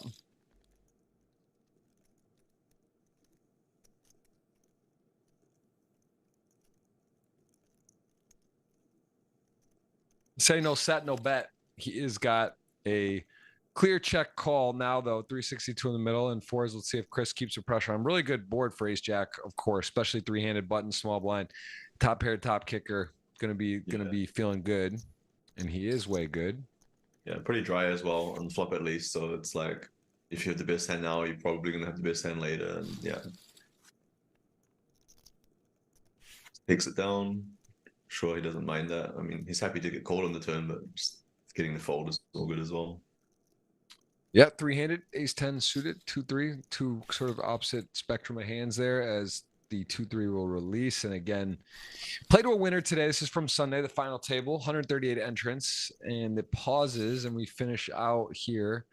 We saw Alexi take ace-4 earlier. We saw him take ace-6 off, be aggressive here, though. He's in the lead.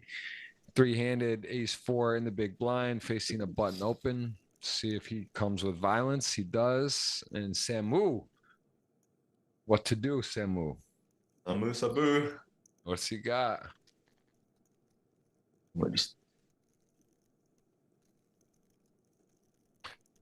What hand does he flat? Kings, aces, and he's going to click it back here. I guess Jack's vulnerable, but also just so powerful three-handed.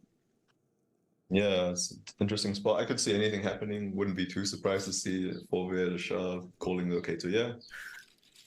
Let's see if no, snap folds. It's always interesting because sometimes you can see from the I guess the timing. Like some people would at least. I know some. There's definitely some players who would at least consider raising again in Alexi's shoes, but he kind of folded it right away, which is totally reasonable. Don't get me wrong, but yeah. Yeah. Good to see Dennis Sanchez. Some familiar names. Please hit the thumbs up. Let us know you're enjoying 1,500 watching. Giveaway coming. That will be the first part of the giveaway. And David and I have a dinner wager. You guys have a $50 or $100 sweat. It's pretty fair right now, actually, with chips. Yeah. Chris and Samu versus Alexi in terms of chip wise, about even. I think you actually have an advantage now by 1 million. You don't have kids, right? No, Dave. You're 30 years old. I have two actually. You have kids. Oh well. How old? 4 and 2. So yeah, that's part of the reason that I don't like play as much and stuff. Is that I have to find a balance, or try to at least. Wow. I didn't know that. It's almost the exact same age of mine. 4 and 8 months, 4.5 and 8 months. So it's like same thing. It's definitely not just like, oh, whatever, whenever for tournaments. It's like a miracle in a way to get to play some. I was pretty sad to miss Bahamas. Like I knew it was going to be a pretty epic event, but it's like 30 hours from New Zealand. I have 2 kids. Like I don't really want to leave them. I don't want to. It's not really practical to take everyone. So, and summer is so nice here. Like I haven't really been in New Zealand for too many summers over the last 10 years. Like often, like I'm in Prague playing EBT, Bahamas, whatever. So, just enjoying being here. That's awesome. Girl and boy? Yeah, one of each. Very nice. Yeah. Well, this is Chris going for the limp raise show. He's had 2 super premiums. 8-10 suited going to raise fold there. It's a lot of hand, but I guess, yeah, big price put up. And hello, I mean, man, David, sometimes we're just supposed to get moving. Our day is supposed to be, doing something else. We're an hour in, and this has got the makings of a very, very disastrous spot. It could be heads up. I mean, what? Let's see. 5-10 though. How deep are they? But 3-handed, man, small blind, big blind, small blind button. And Alexi's been aggressive, and it's just ace king to aces. What else are we talking about? 3-handed. How many blinds are we at? Like 40, 60, 3.8. So more 50. No, more. Yeah. Yeah. 60. Oh wow, it's just gonna ship, and the cards are on their back. Aces, ace king for so many chips right now, and that is looking grim for ace king, who is gonna be just out. Chris will not be repeating as a champion as for his second title. We will have a new GGMillion champion. Samu, who took down the GGMillion live in the Bahamas, is heads up going for a live and online in the same few week period. So unbelievable. There it is. 234 locked up.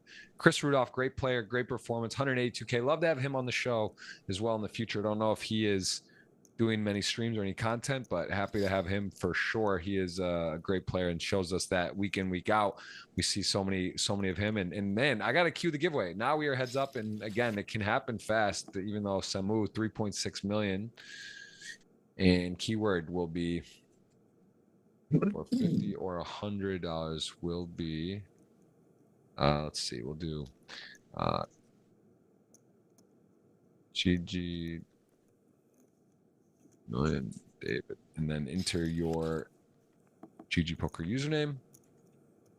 So that's a keyword: GGMillion space David space your GGPoker username for $50 or $100 cash. The cash is fanned out on the table right now. Samu gets the 8 there. Look at this run out. Things are sort of conspiring for him, it feels. So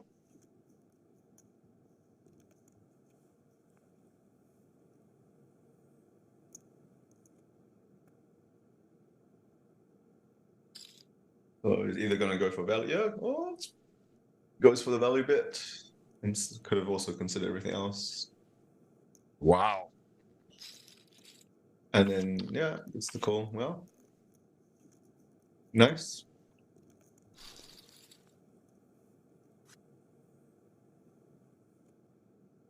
I mean, it's not that big of a lead. 10 million to 4 million. Yeah, anything can go either way, but dinner's on the line, got action on the line, and you guys have got the first part done. We got 1,600 watching right now. Going to see who takes this title down. Got 155 with a thumbs up. Oh, I just hit refresh. David, I don't know if you hit the thumbs up. I don't know if you've hit the retweet, but we got giveaways and we got action. And how active are you on social? Do you use I'm a little bit on Twitter. Like I don't post a bunch, but I'm there like reading most days. But and then yeah, I don't know. I have Instagram, but I don't really use it. Yeah, mostly just Twitter, really.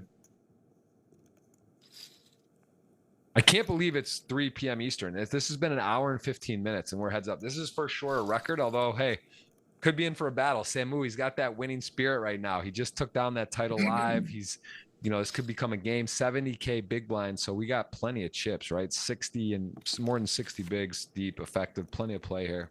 Yeah, it'd be interesting to see what's the quickest final table ever. I mean, we'll see how long it takes, but could be up there.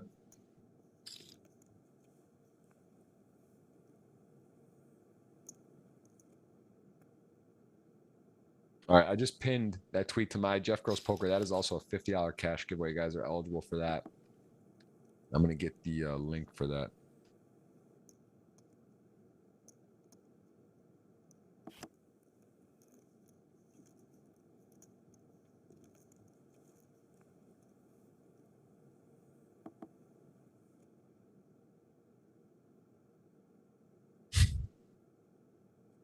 Ten, 6, Jack, Deuce.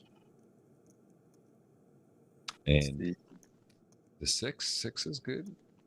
Jack Deuce, does he want to bet 329 in the middle? He is going for a big bet. 10-6. Hard to make a pair, David. You know this. And Hold'em, yeah. He just did pay off with the 2 pair that got counterfeited, and then the 8 came, and now he has a winner in fold. So Samu's got the right moves. Knows how to duck, dive, bob, and weave. And he is picking the right plays, and he is chipping away at that lead right now.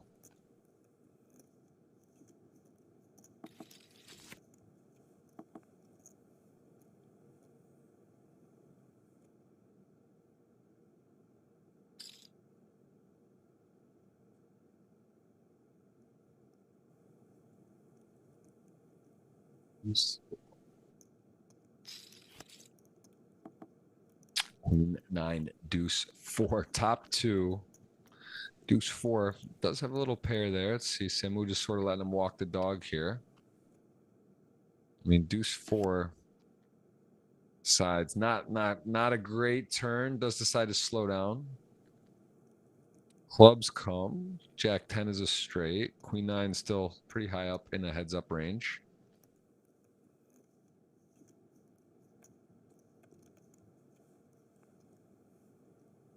See what he goes with. Maybe something decent. Maybe some king. He does check it over. Interesting.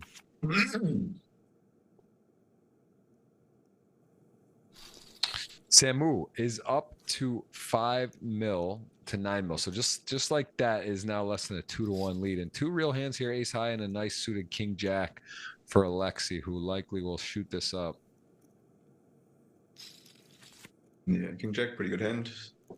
Just calls, okay.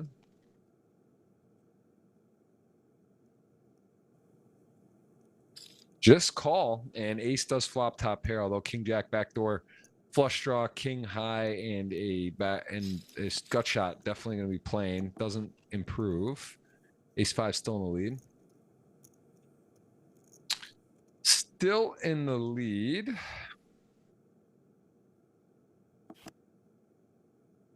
Checks it, and now king jack. Jack 10 is a straight. He has king jack, but I think he has the best hand. See if he puts any bet out. Yeah, I mean, he's got the nut king high, so, but it's interesting. Some people, yeah, still gets snapped off. I mean, no spade, such a good bluff candidate hand. The ace 5, of course, especially when checks the turn, doesn't waste any time. Time banks also, both players have used some. You see the chess clock, 8 minutes to 4 minutes, 17 seconds. So Samu been thinking a bit. And that probably won't come into play. We have seen the clocks run out. How important to you is the time bank? Let's say you're at 0 right now and your head's up. Do you think it makes a huge difference, or how big of an impact do you think that would have? Yeah, I mean, it definitely makes a difference. It depends a little bit on your opponent, to be honest, like how fast they play, how much pressure they're putting and stuff like that. So I'm generally pretty fast, and especially if I want to or need to, I can play even faster. So for me, it's not really a problem, to be honest. But like, I mean, obviously, I'm not saying there's no situations where I would want more time, of course, but yeah, I think I would handle it better than some others might. But yeah, I think it's like a nice addition to the sort of dynamics at play, and sometimes you can see that like both players are really short on time, and then they're just sort of that the timer goes red, and then they have to like make a decision when they're playing for huge stakes. It's pretty cool.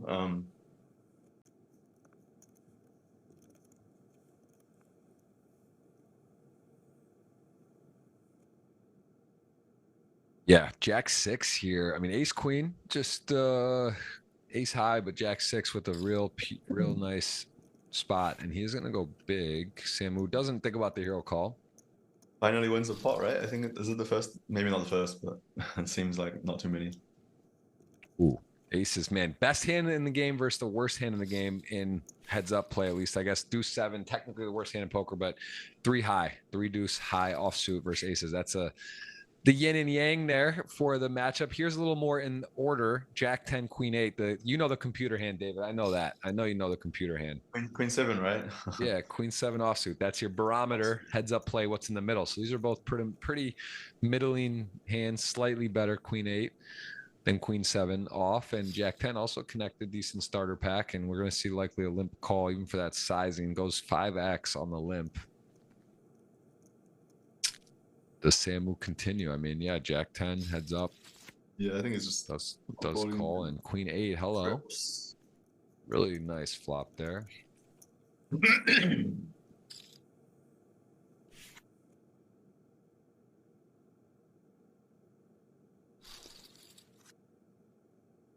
Man, heads up early here. We are super early, and again, it can be over in a second. This also could be a long heads up battle. Hope you're enjoying.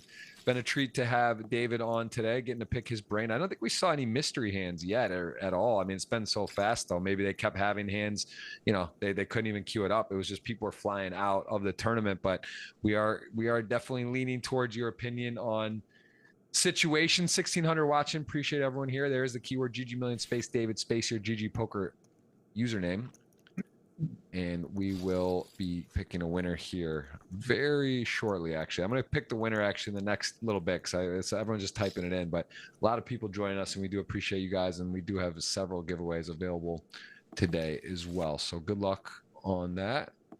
Were you one of those, David? Did you start playing online poker, just spin it up on a free roller, $50 and never look back, or when did you hop in? Yeah, I think I deposited like 10 or 20 bucks, lost it, 10 or 20, lost it, 10 or 20, lost it. I think the third or fourth time I put like 100 or something, and then yeah, I think no more after that. That is the one thing I find kind of funny too with I mean, it's so relevant, but people now, it's like if you watch this, say you stumble on this stream, you're like, man, I want to play a 10K or I want to play whatever, and say you have kids or you're a little older or you're married and you're, you know, in your 30s or 40s, right? It's very different than when you're 17, 18, 19, 21 and like single, no responsibilities, flicking around with some like free rolls or depositing 100 or 20 bucks, right? And then you look around, it's kind of amazing actually if you see like yourself and, you know, the generation that I'm older even. I was like 2003. I'm 37, but a lot of the players really did kind of come in and start with like this type of free roll or 50 or 100 or a few $100s, right? And then you look and they're like playing 10Ks or winning you $1 million, $3 million in one tournament. It's kind of, do you ever think like that? Like how, like it's like a real spin. You know what I mean? It really is like a true spin up. Like not many people do that. Yeah. In like other industries, you know what I mean? You're not really like spinning up like that. Right.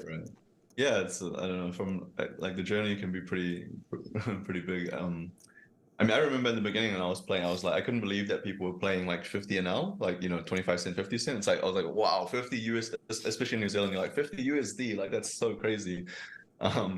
Yeah. So, and as I said, GG have really like put a new definition to high stakes. Like it's crazy, like how big a Sunday is these days. Like even if it's not a series, it's just like the quietest Sunday of the year, there's like a 10K, a 1K, maybe like a 5K at least or something. It's like, it's pretty wild.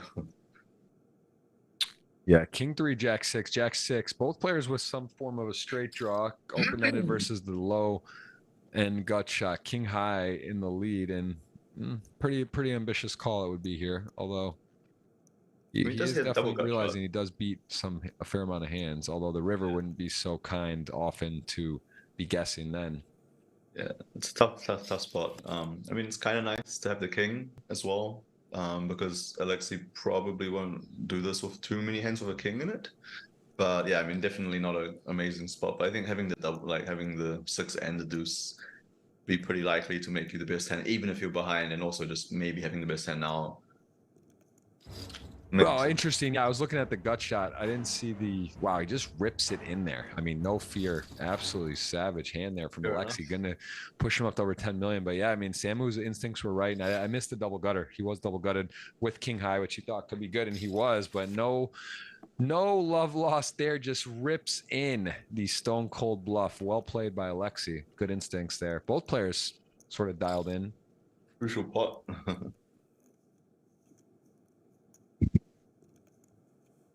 Ace-4 not going anywhere. Let's see.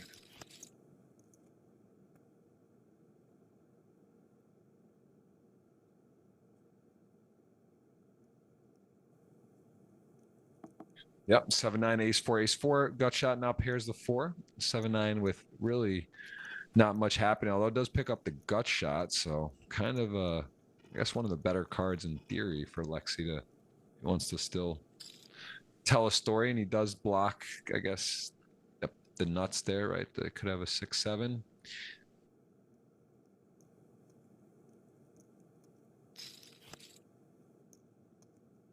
Oh. Whoa. But what, that's the jungle thing, David. The bet your gutters. Bet your gutters. That's what jungle used to always say early on. And he did that, and he is connected.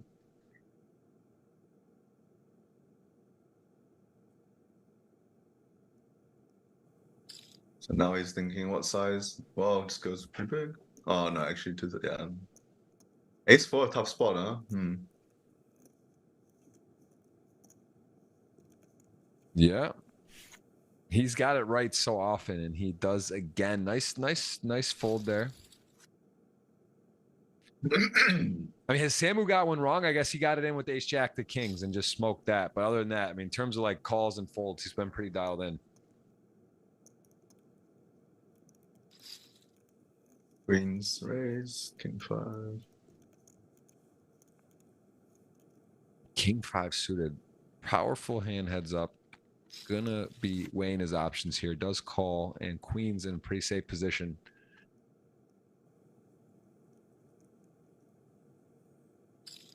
Queens, king 5. Gonna bet Samu. How cute can he get here? He's starting to run out of chips.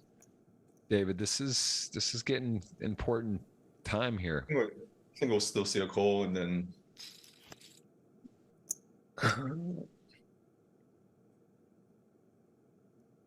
yeah, 1.2. Now he's got 2.4 behind queens. Still pretty feeling very good about what's happening here. And that should be, depends what sizing, but I can't imagine continuing here. Yeah, no. That. And Samu is in trouble.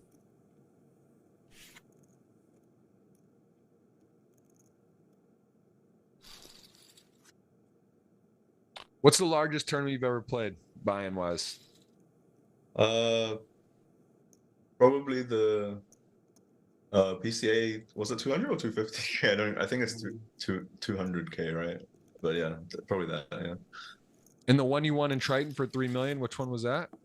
That was also 200, and I guess that one is slightly bigger if you include the rake, so it's probably like 212 for the first bullet, I think. Well, yeah, that's a nice one. That's a nice one. Who did you beat heads up in that one? Nacho Barbero. Oh, that was right. That was a recent one. That's right. That's right.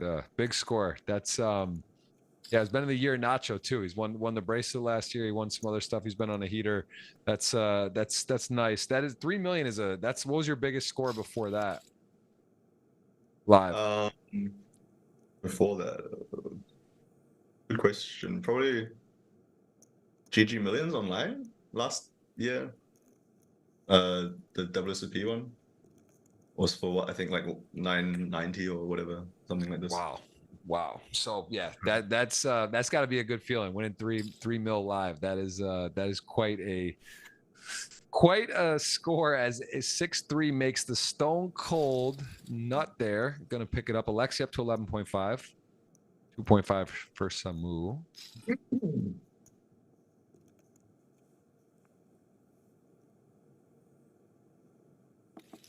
Excuse me. Ooh, A7, A7, but little different scenario here with the suit. The nut flush draw for Alexi. Yeah, what a big swing from being like like a flip or whatever now. But I guess he still needs to actually hit it. Otherwise, just gonna check down probably. Yeah, both players make 7, so pretty straightforward hand here. What is your approach when you go play live? Are you generally live registering on time? Do you come in? Do you register from the start in a lot of events, or does it just depend where you are and what your schedule is, or are you late regging? Yeah, it depends. I'm not as much like I know some people sort of exclusively try to like sort of play the late rig strategy. I would say I play from the beginning pretty often, but like maybe if like I don't know, I'm quite tired or I didn't get enough sleep or something, I might play a bit later. But usually I'm happy to play from like a lot of 20 players. I think they mostly sort of play and prepare for the shorter stack situations, and I played a bit of cash and stuff, so I'm kind of happy to play from the beginning as well. And also I just enjoy. I don't know. I just like to play. If I'm at a live stop, for example, I'm kind of there to play. Like obviously I'll try to enjoy a bit as well, but like I'm kind of there to play, so it's okay. And what about online? How many tables do you typically play when you put in a schedule? Quite a lot. I would say on a Sunday, like usually over 10. I mean, yeah, not maybe not as much as like years like before. You used to be like 30 or something, but nowadays, yeah, probably like 10 plus maybe. Yeah. And what about streaming? Have you ever thought about streaming on Twitch or do any type of content that? Or have you not? Have you ever done any? Yeah, I thought about that. It's something that I wouldn't rule out. I'm probably not going to do it anytime soon because like I have a few like streamer friends, and I know it's like doing it as a one-off. It's you can do it, but like doing it consistently, it's a lot of work. Like there's a lot of behind the scenes stuff that people in the chat might not necessarily realize, and it's a lot of preparation, and then this sort of like if you build a fan base, you don't really want to let them down and all this other stuff. And then like I kind of like to be able to sort of play when I want to play and not have to be like, oh, I have to play like this stream day. But yeah, something I might do in the future. Like I feel like I would enjoy it and stuff. But at the same time, like to be honest, like if I'm sort of playing the schedule I don't necessarily want like the whole world to see like what I'm doing and my exact thoughts. And similarly, I wouldn't want to hide anything either. Like if I'm gonna do it, I would do it and share my thoughts, share my whole cards, whatever. Like I wouldn't want to do it and like fake what I'm thinking or whatever. So yeah, I have to sort of balance it out, Like I think for the stuff I'm playing, I don't really want people to see exactly what I'm doing. And what about Game of Gold? Thoughts on that? And would you want to be? Would you go on it? And have you seen all the episodes? Yeah, actually, yeah, I watched all of it with my wife. Yeah, it was great fun. Really nice concept, especially for the first time. I think like given that it was like the first time they did the show, it was really awesome. And yeah, I would love to go on. I don't know, like I was thinking like maybe if I won the leaderboard, like that would be a good way to get in. But yeah, it looks like I won't win that one. But for sure, it would be something that would be fun and exciting to be a part of. But yeah, it was good. It was a nice mix of players. Like I like that they mixed it up a bit. Like I really like that they added like, for example, Indian. Like I know not everybody did, but I personally thought it's really good to like not only just be everybody playing like Texas Hold'em all the time. Like I wouldn't even mind if they did some like totally non-poker, go into a physical challenge or whatever, just sort of mix it up and stuff. But no, it was fun for sure. Yeah. No, it was really cool. I mean, it seemed like we're very well thought out. Poker had not had something like that, and I think there will hopefully be more seasons to come as we are in again episode 33 of season 2023, and we are going to play to a winner today. 195 thumbs up right now. Appreciate that. 1,600 watching. Going to announce the giveaway very soon. 3 giveaways live. The hands up promo, which is guess the winning hand. You said black 8s. I got red 6s, I believe. Black 8s. Yeah. And yeah, that's what your guess. If you're at home and you've entered your guess, and officially you're eligible for that. If your winning hand that you select has to be the right suits, is the Twitter $50 live. And then we got ourselves a dinner sweat too. I mean, I like my position, but Samu, man, he's hot. He did just win that live tournament, and it's not over yet, but he is in a looks like about 4-1 roughly position behind as ace jack suited. Good way to get back in. King deuce off going to start limping. Ace jack suited, certainly this is going to merit a raise. Pretty big hand heads up, does go big. King high, king deuce off folds.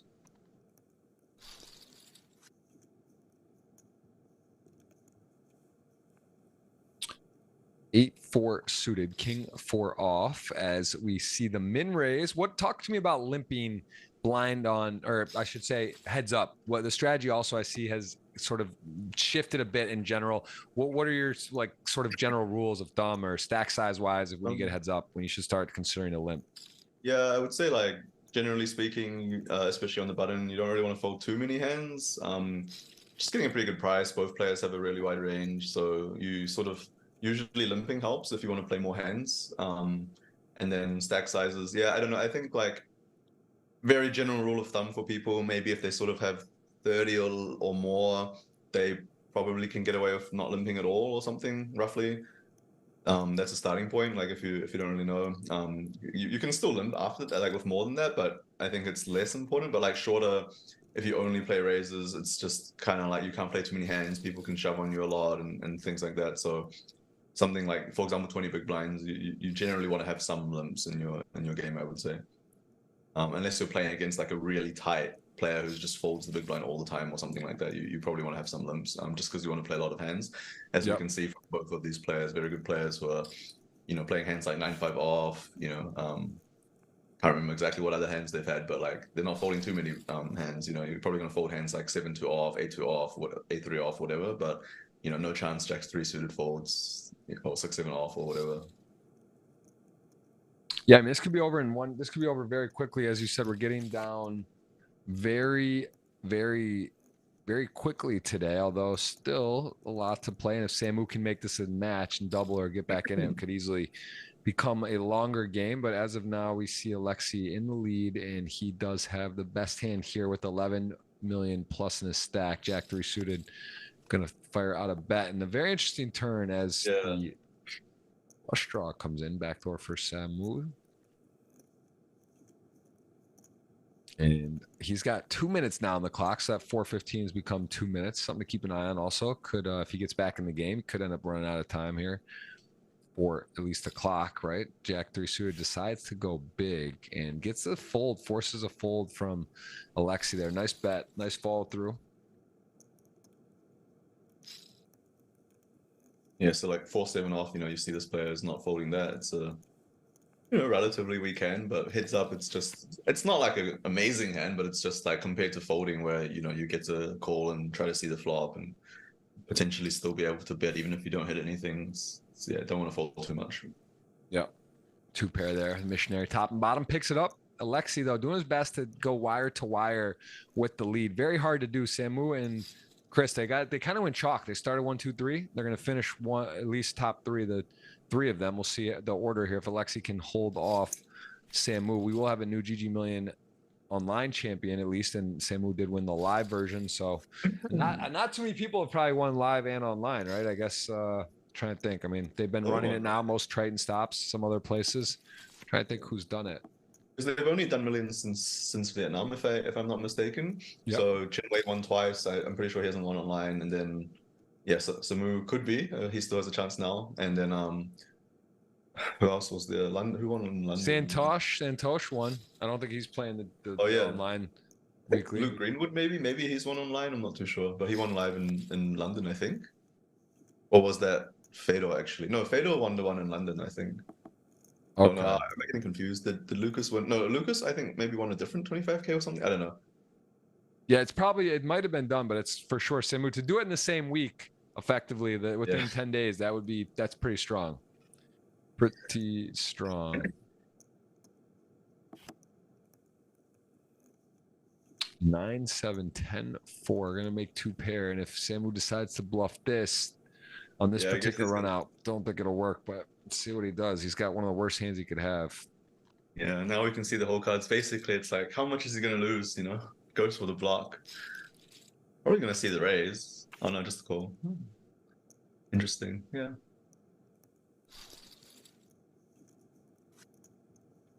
But anyway, yeah. Ace 8, 6, 9 suited. Samu hovering. He's got that 2.5. There's that limp we're talking about. He's on 30 blinds right now. One of those hands. Doesn't really want to get blown off right away. Checks back. Also can have some boards like this where he does get to be betting, although he's going right into the top of range for top 2 for Alexi. Yeah, it doesn't really get stronger than this Ace 8.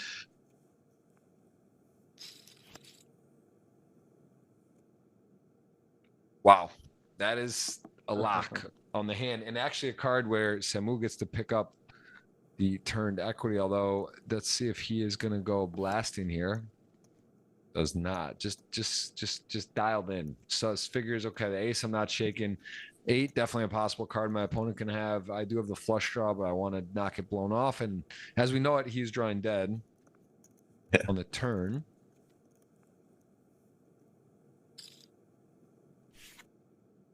But easy fold there, no decision.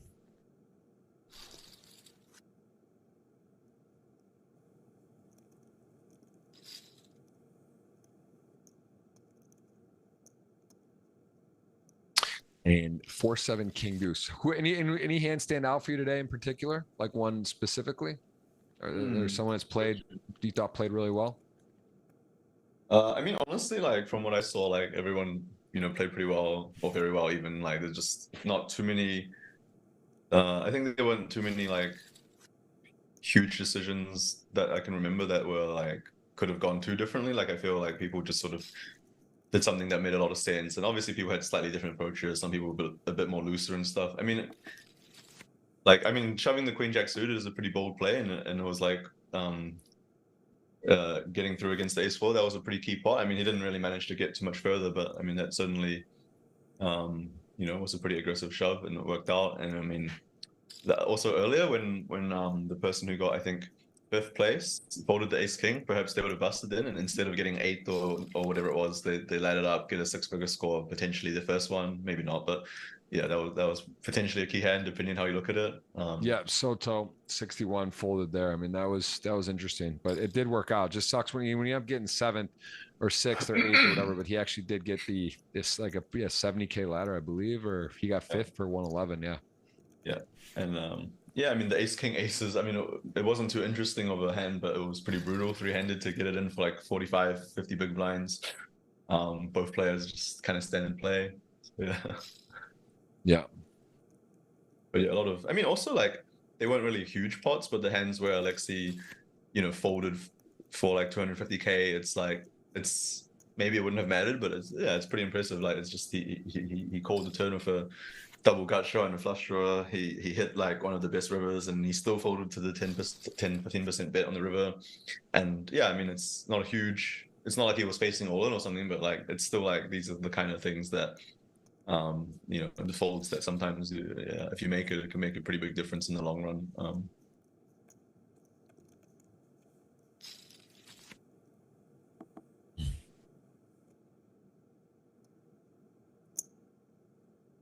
10, 7, 9. Queen 10, 7, 9. No one with a pair 10 high club backdoor is the best club available, and currently still no one with a pair, even a draw. No one with a pair or draw on the turn. 4 cards total, not connecting at all with the board. Samu with the 7-9 off. Is he going to want to go gallivanting on the pot? He would have probably picked it up, and as played though, Alexei with queen high. It's good.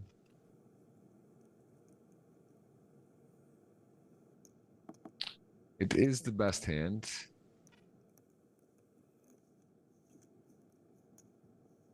And Samu, 9 high. Not one to generally want to check this back as play. Let's see what happens here. 130 on the chess clock.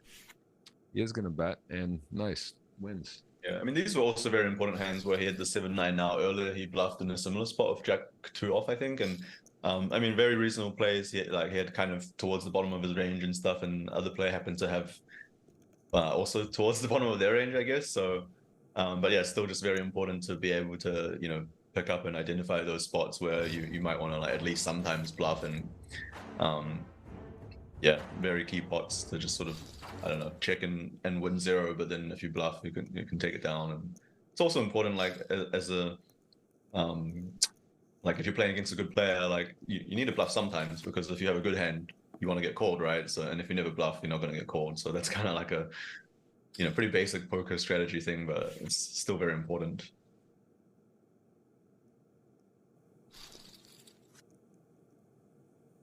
Yeah, this is again, it shows you heads up though. It's hard to get a lot of make good hands, and it's Samu here. You see king queen suited. It's a very nice hand, jack six off, not a good hand, and he has got to find a way to get back in though. He's getting the blinds are going up, and all of a sudden, as we do go on an hour 45 minutes in the show, we see Samu sort of.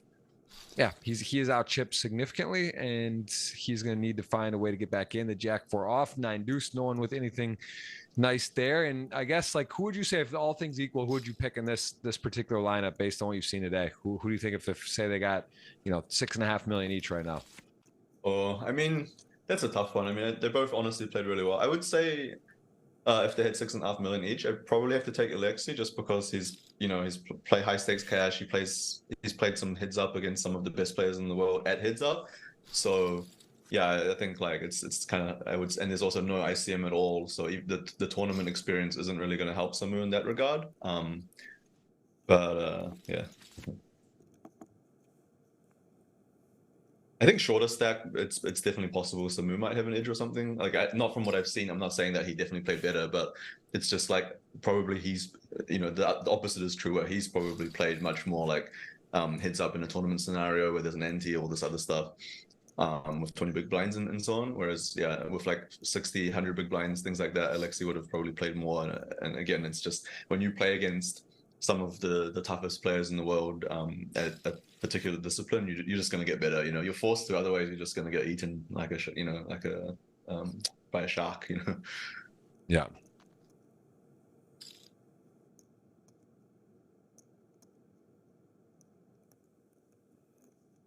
Five, four. Let's see.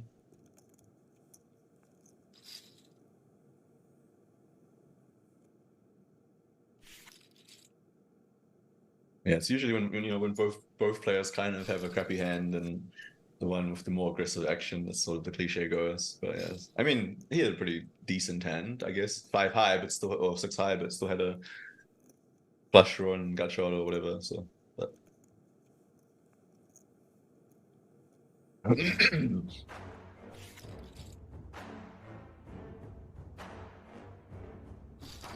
yeah, I mean, heads Yeah, I up, mean, you often. I'm impressed with Samu. I mean, I just feel like he's been playing well. But then again, it's just funny because he makes that move, the ace jack, and gets there versus kings. But I guess that's it's part of it. It's pretty. It was a big hand. Well, we're talking four-handed, right? It was four-handed, Yeah, and I he think just so. sort of ripped on an open. Yeah, I mean, like tournaments, you just kind of have to get lucky at some, like, again, sometimes it's like all in luck, sometimes it's like situational run good. But yeah, all of these, like, a lot of the time, the most memorable hands are like big all-ins, but then all these small pots you see all the time. Like, we've seen so many sort of like four big blind pots, we see double barrel, like all of these things add up so much. And that's kind of where, I guess the edge can come from or whatever. Whereas the big all-ins, it's like you have to hope to run good or whatever. But yeah, I mean, both players are clearly playing well, not giving up much at all. Like, no one's really folding. Like, it's just sort of playing the hands they should, raising the hands they should, stuff like that.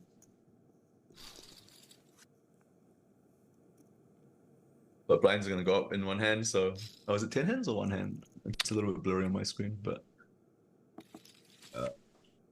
Does it say 17 or one in one? Oh, my bad. Sorry.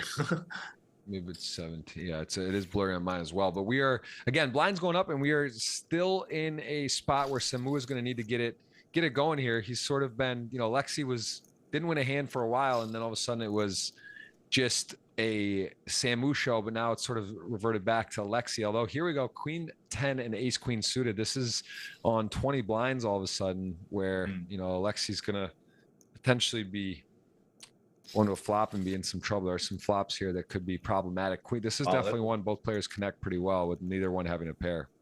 Yeah, can't ask for too much more when you have like 20 big blinds effective. Well, the Queen 10 as well. It's definitely not a bad flop or anything. Yeah, no, he's got some equity. I mean, it's not great. It's definitely, he's got a hand. He doesn't want to see the ace queen suited, but checks back.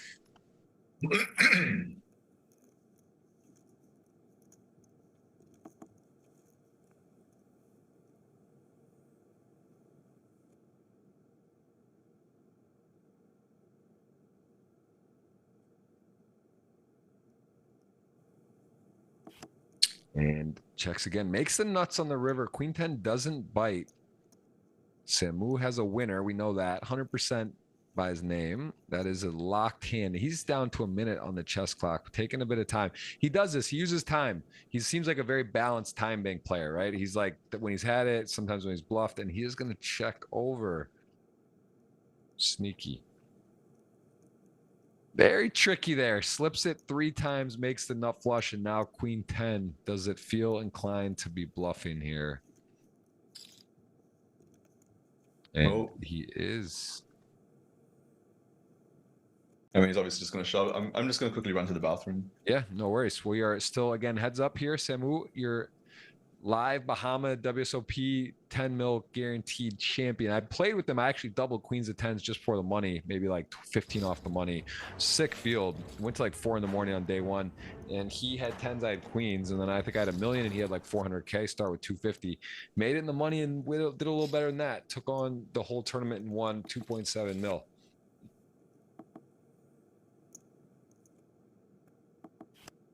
I got short, busted ace king to aces. Seth Davies at aces, and that was that. Not meant to be. I think I got 50th place. There was like 533 players. Great turnout. Great turnout. We are gonna play to a winner. Both players like this board, top pair, and then a open-ended flush draw.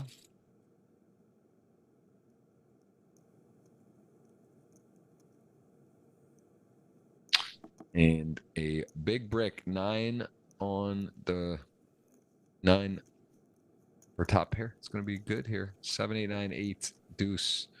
Always sad to target combo draws. Yeah, looks like he's going to win this pot again. 30 seconds on the shot clock. So we may actually get to see a shot clock scenario here today. He's going to check it back and win.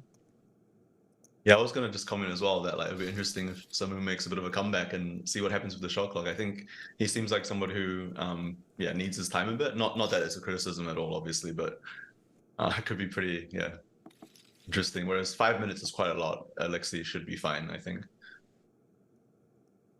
Yeah, it's just maybe part. Yeah, it's part of his game. That you saw, he's got the nuts. He's tanking. He's just sort of likes to balance sort of thinking situations here as. He has got the winner at the moment. 5 deuce, deuce on the flop. Deuce, queen 8, queen pairs the turn. Jack 3 just kind of speeding. And 200 plus thumbs up. We have 1,600 watching. We have multiple giveaways in order.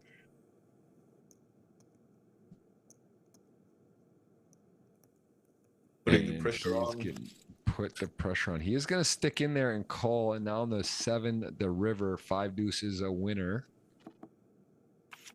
Excuse me. Jack 3 going to give up. And man, Samu he's on the charge. The dinner, man. I know not to get cocky, but I feel like you like the finer kind of sushi. I'm a little nervous about our dinner right now, to be fair. I feel like you might have a good couple spots that you know what to do, and we're gonna be taking a dinner coming up here. But this is important. The audience at home is sweating a 50 or 100. If you're the audience, you're technically rooting for Samu because you're rooting for Alexei because it would be $100 instead of 50 giveaway. There is a Twitter for 50. And the hands up, we need one of these guys to have 6s or 8s. How hard, man? The probability of actually getting the right hand to win, that is hard, but someone's done it before. It's a jackpot progressive every week. 1 in 1326, I think. Is that what? Okay. The suits, the exact suits? Yeah, it's so combinations is 52 times 51 divided by 2 because the card like ace of hearts, ace of spades, or ace of spades, ace of hearts is the same, so you divide it by 2. So it should be 1326, I think. What was the number? 1 in 1326. Okay, that sounds. You sound confident. I haven't done it. I haven't looked into it, but that sounds like the right math. Yeah, so, right. I just checked it. It's yeah, I don't know. For those who are watching, don't worry. It doesn't help you be good at poker or whatever. It's just like a random number that people know or whatever. Well, There you have it. That is the chance to do it. But hey, it's a free jackpot, and it has been hit. It's definitely not impossible. 2-3 queen jack, both players miss. 2-3 high, no backdoor diamonds. Queen jack just not interested in betting on that board, and 3 does pair into the lead. Gonna check again. And everyone's got a straight. Someone want to tell a story with an 8? Does it make sense?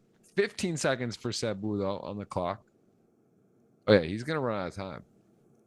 Yeah, if I was him, I would start thinking like, okay, I do want to take my time, but then I'm also going to have to consider the fact that some spots it's more important to use time. So I might try to like play faster in some spots, even if I'm not too sure, just because I know that I'm almost certainly going to have to think more later. Wow, huge bit call.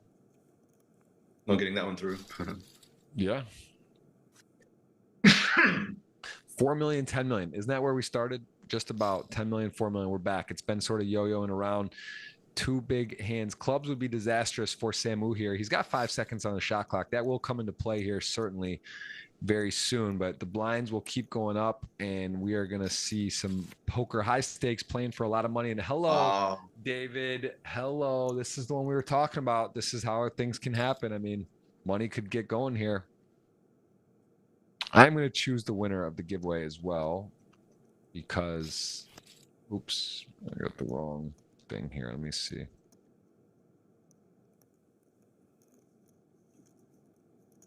The winner is NE78, Inadin Road Island. I'm going to put that. Congrats. Let's see how good Samu really runs if it comes offsuit king. Oh, no. Sick.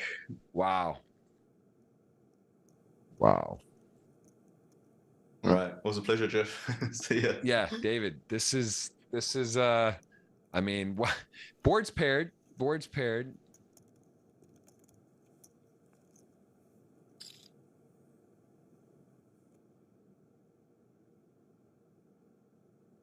And he that's the winner.